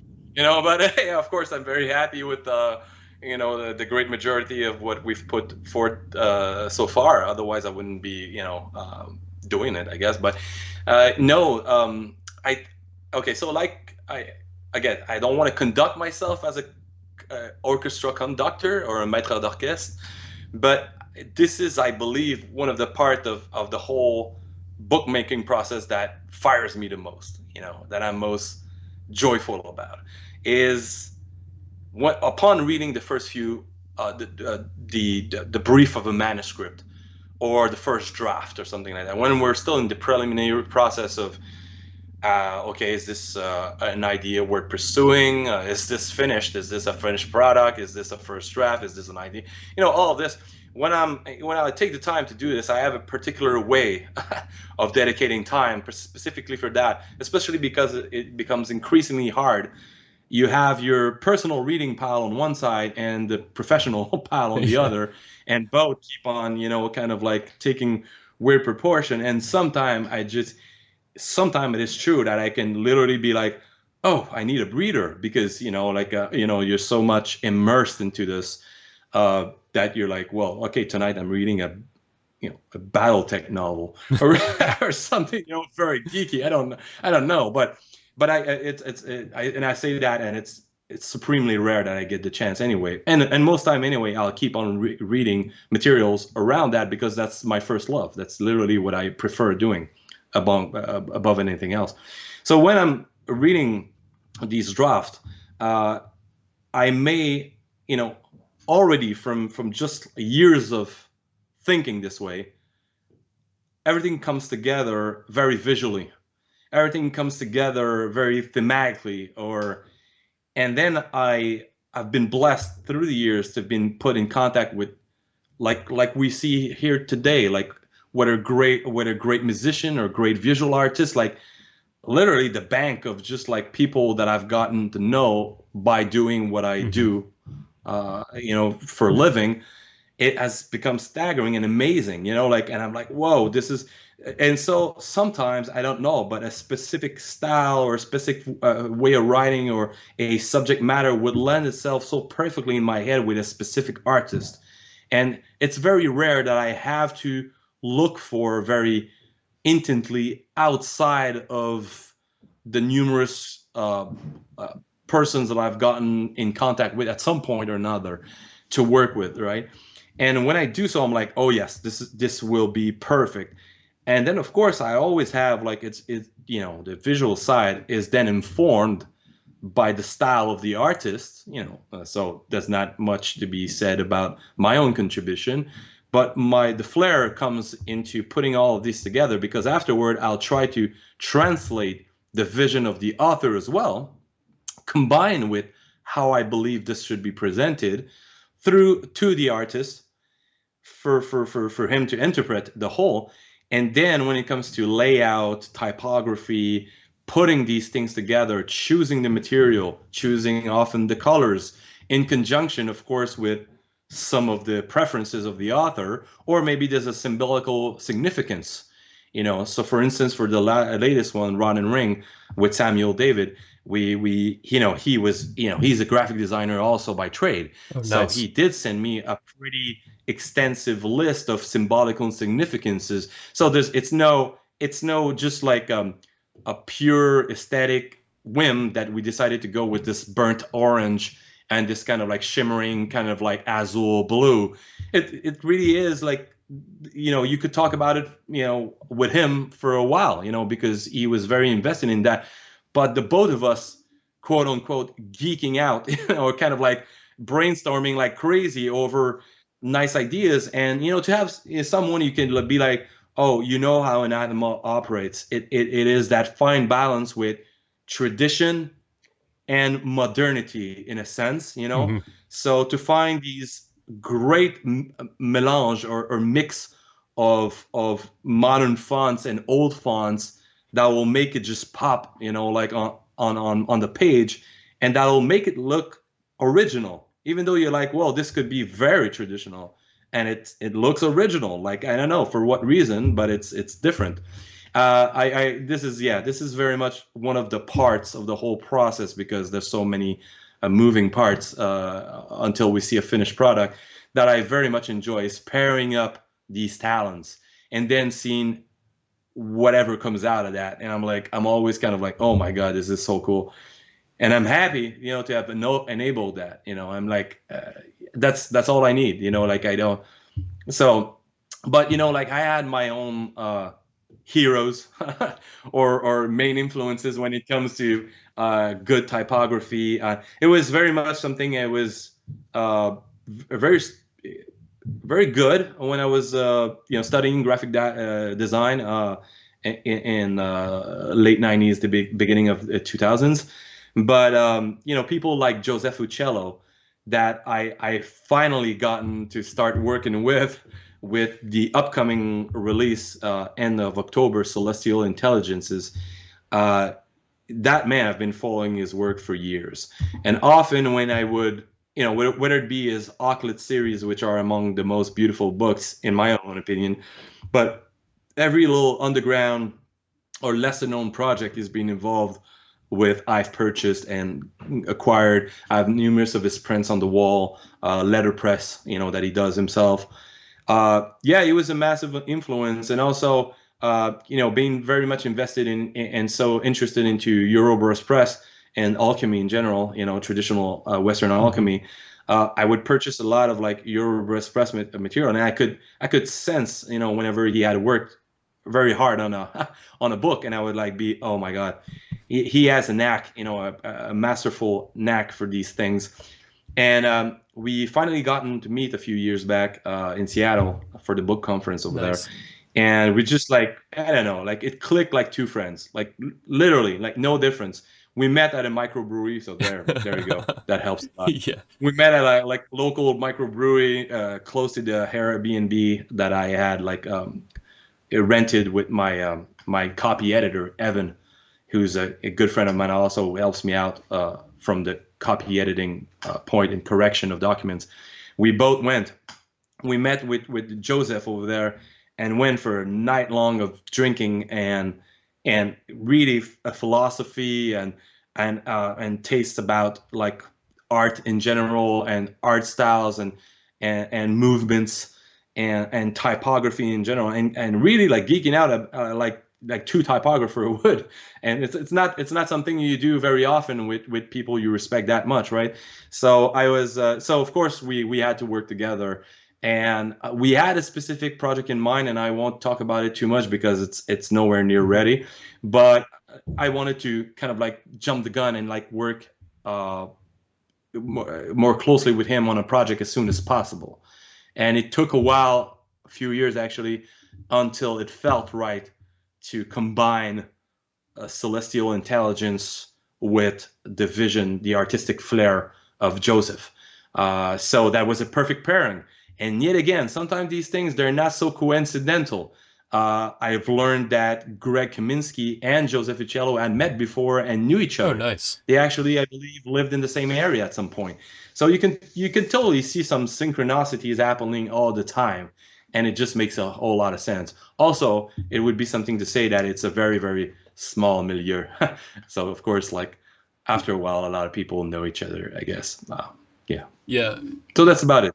That's my answer to this. But he was a main influence.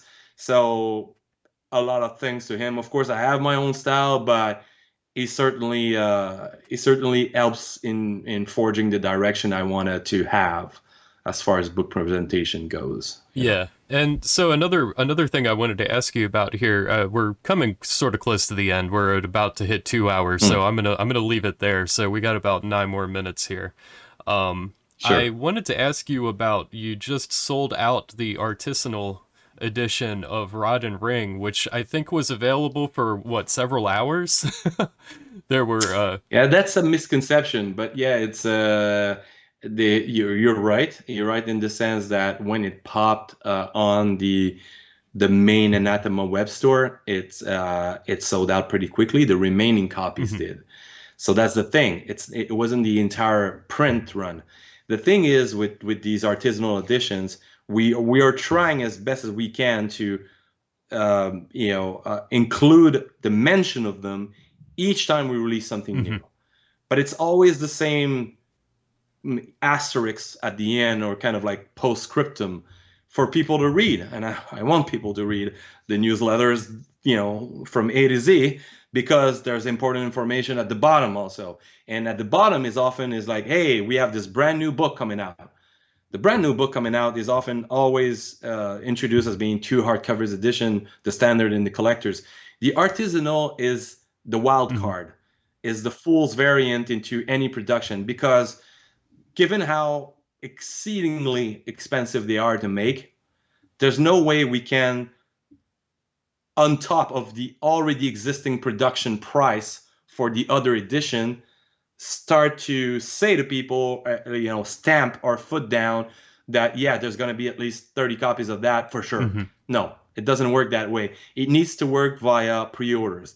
And it's not necessarily even taking money up front that time around. It mostly goes with give us a line saying you're Mhm. interested. And that gives us a broad indication of how many people we think we could sell, and we have our hardcore followers, and that's a list of name now that I see coming back all the Yeah. time, right? And well, of course they have deep pockets enough to be able to afford these very exclusive and expensive edition, of course, but also yeah, they're privileged in that sense, absolutely, because they can get it when it's available. But for us, let's just put it this way: on my own salary of what I cut to myself on any given year in Anathema, I could never afford my own artisanal Mhm. editions as a reader. That's just a Yeah. reality. Therefore, whenever I buy like a book from Scarlet Imprint or any other or or Euroburst Press or Rubeto or like, well, usually when I do that, I or Three Hands Press, I do it on my own money, and I don't go for these extremely expensive Yeah. editions. So I understand that's why we're trying to create as much as possible a wide variety of price Mhm. points, and we could go into that with the whole philosophy behind the paperback reissues also.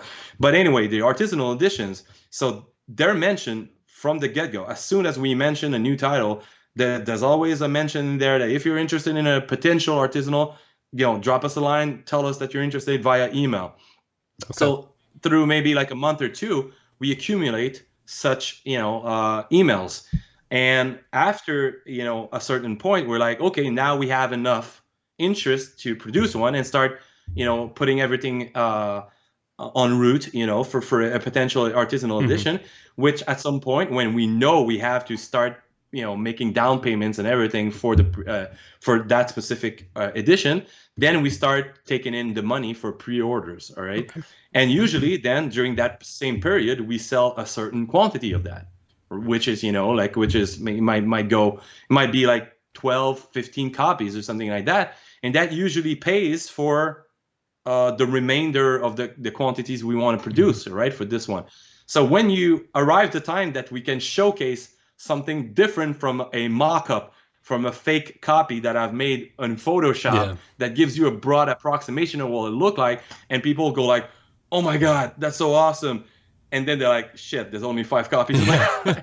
I understand that, but there's no other way for us to do the whole process, right? Yeah. So Well, yeah, that so makes it's just sense. like it's being sold, but it's being sold from a more direct publisher to a client without using the So if people platform, are without upset that using they missed out other on this, then they need to let you know in advance that they sometimes. want it. Yeah, that's kind of like the point with these artisanal edition. It's and again, it's a it comes down to how very expensive they are to make, and that's the only reason why we need to accumulate a list of potential interested Yeah, buyers that makes a lot of in order. sense.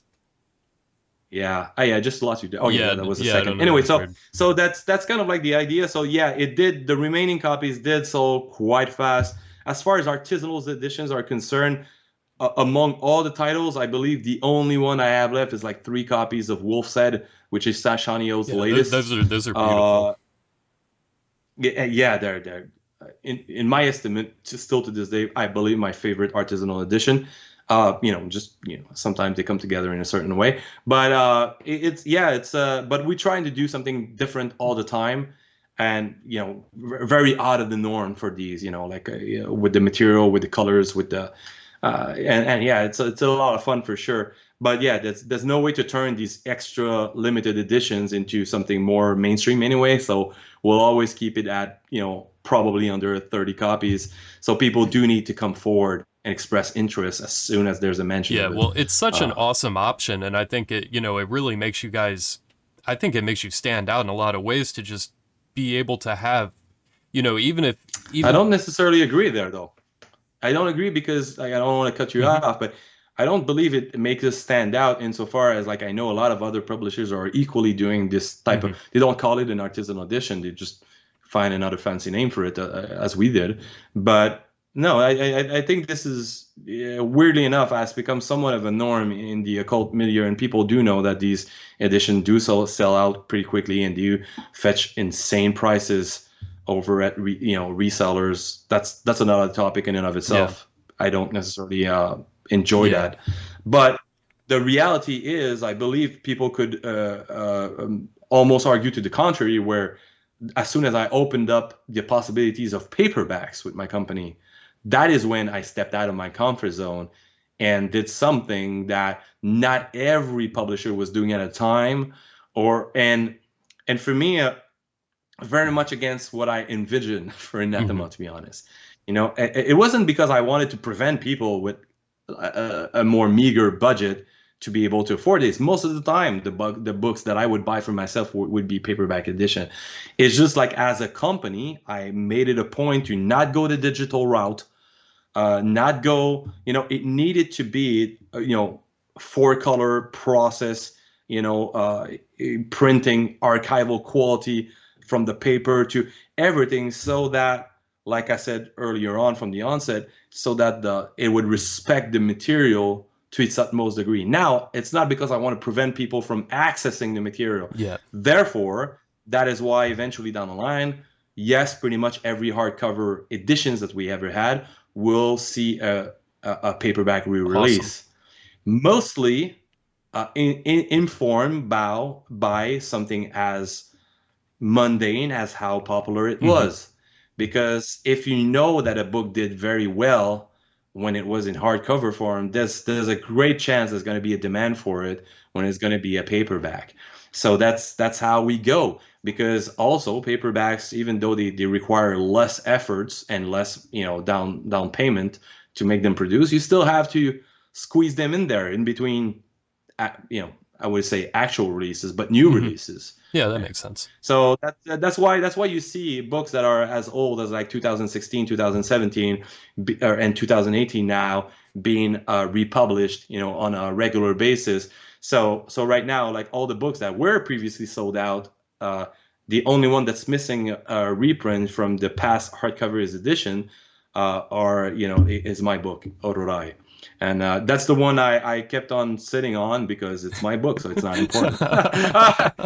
Not that it's not important, but it's really not my priority because I believe I should focus the majority of my time on Because you're a humble person. passing along the knowledge of people who are much more knowledgeable than me. So yeah, Yeah, there you go. but so you are planning on doing that at some point, right? Oh yeah, it's already been slightly recorrected. Like a few typos that made it in the first Hmm. editions. There's not much in, and there's a certain somebody, which will be a surprise, that will word the preface. Will be writing a preface for it.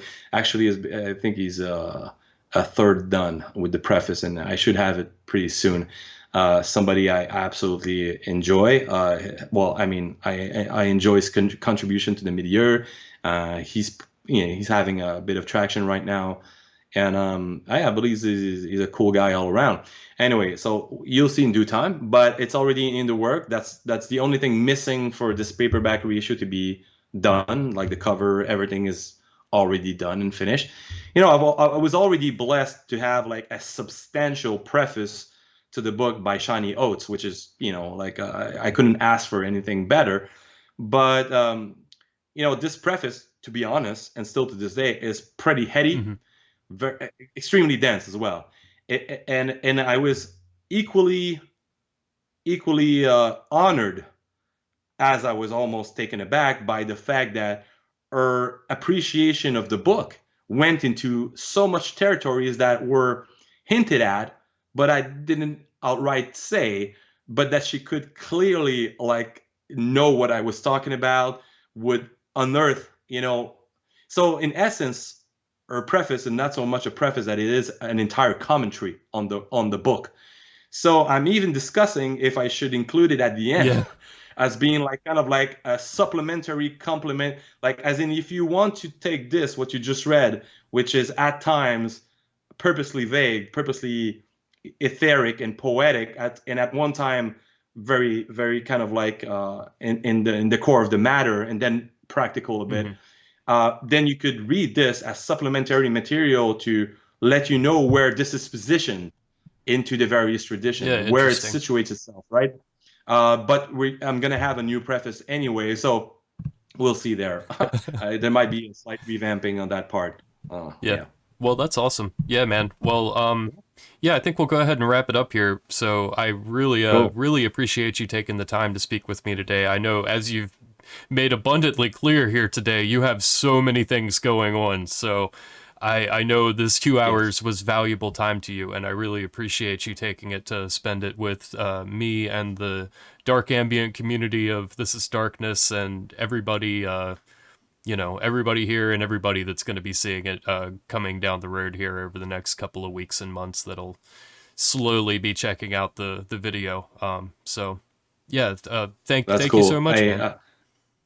Well, I'm the one who's thankful because, like I've previously said in our conversation, you're bringing a certain light on Anathema as a whole, but also like on a specific section that I'm trying to get traction around, and get this thing moving. So that's extremely appreciated, extremely. So, and I appreciate everybody who joined us. It's very humbling.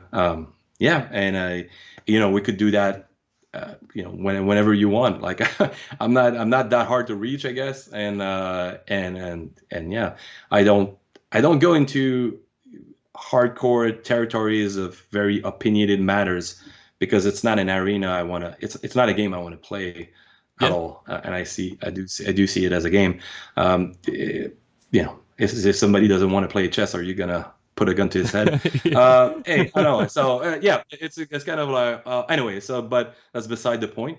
You know, I just as a matter of fact kind of thing, I will send you a list of my favorite dark ambient albums, and it's not because I want to make favorites, but if you want to share it at one point, you know, with your listeners or social media Yeah. followers, then go ahead. Yeah, no, that'd be I think awesome. these albums are awesome, and people do need to check them out. Um, yeah, so thank you so much. I appreciate you inviting me. That was very cool, Awesome. very kind of you. Cool. Yeah, well, All right. thank you to everybody also that's hanging out here with us tonight. So I will catch you here soon. And everybody have a good day. Peace.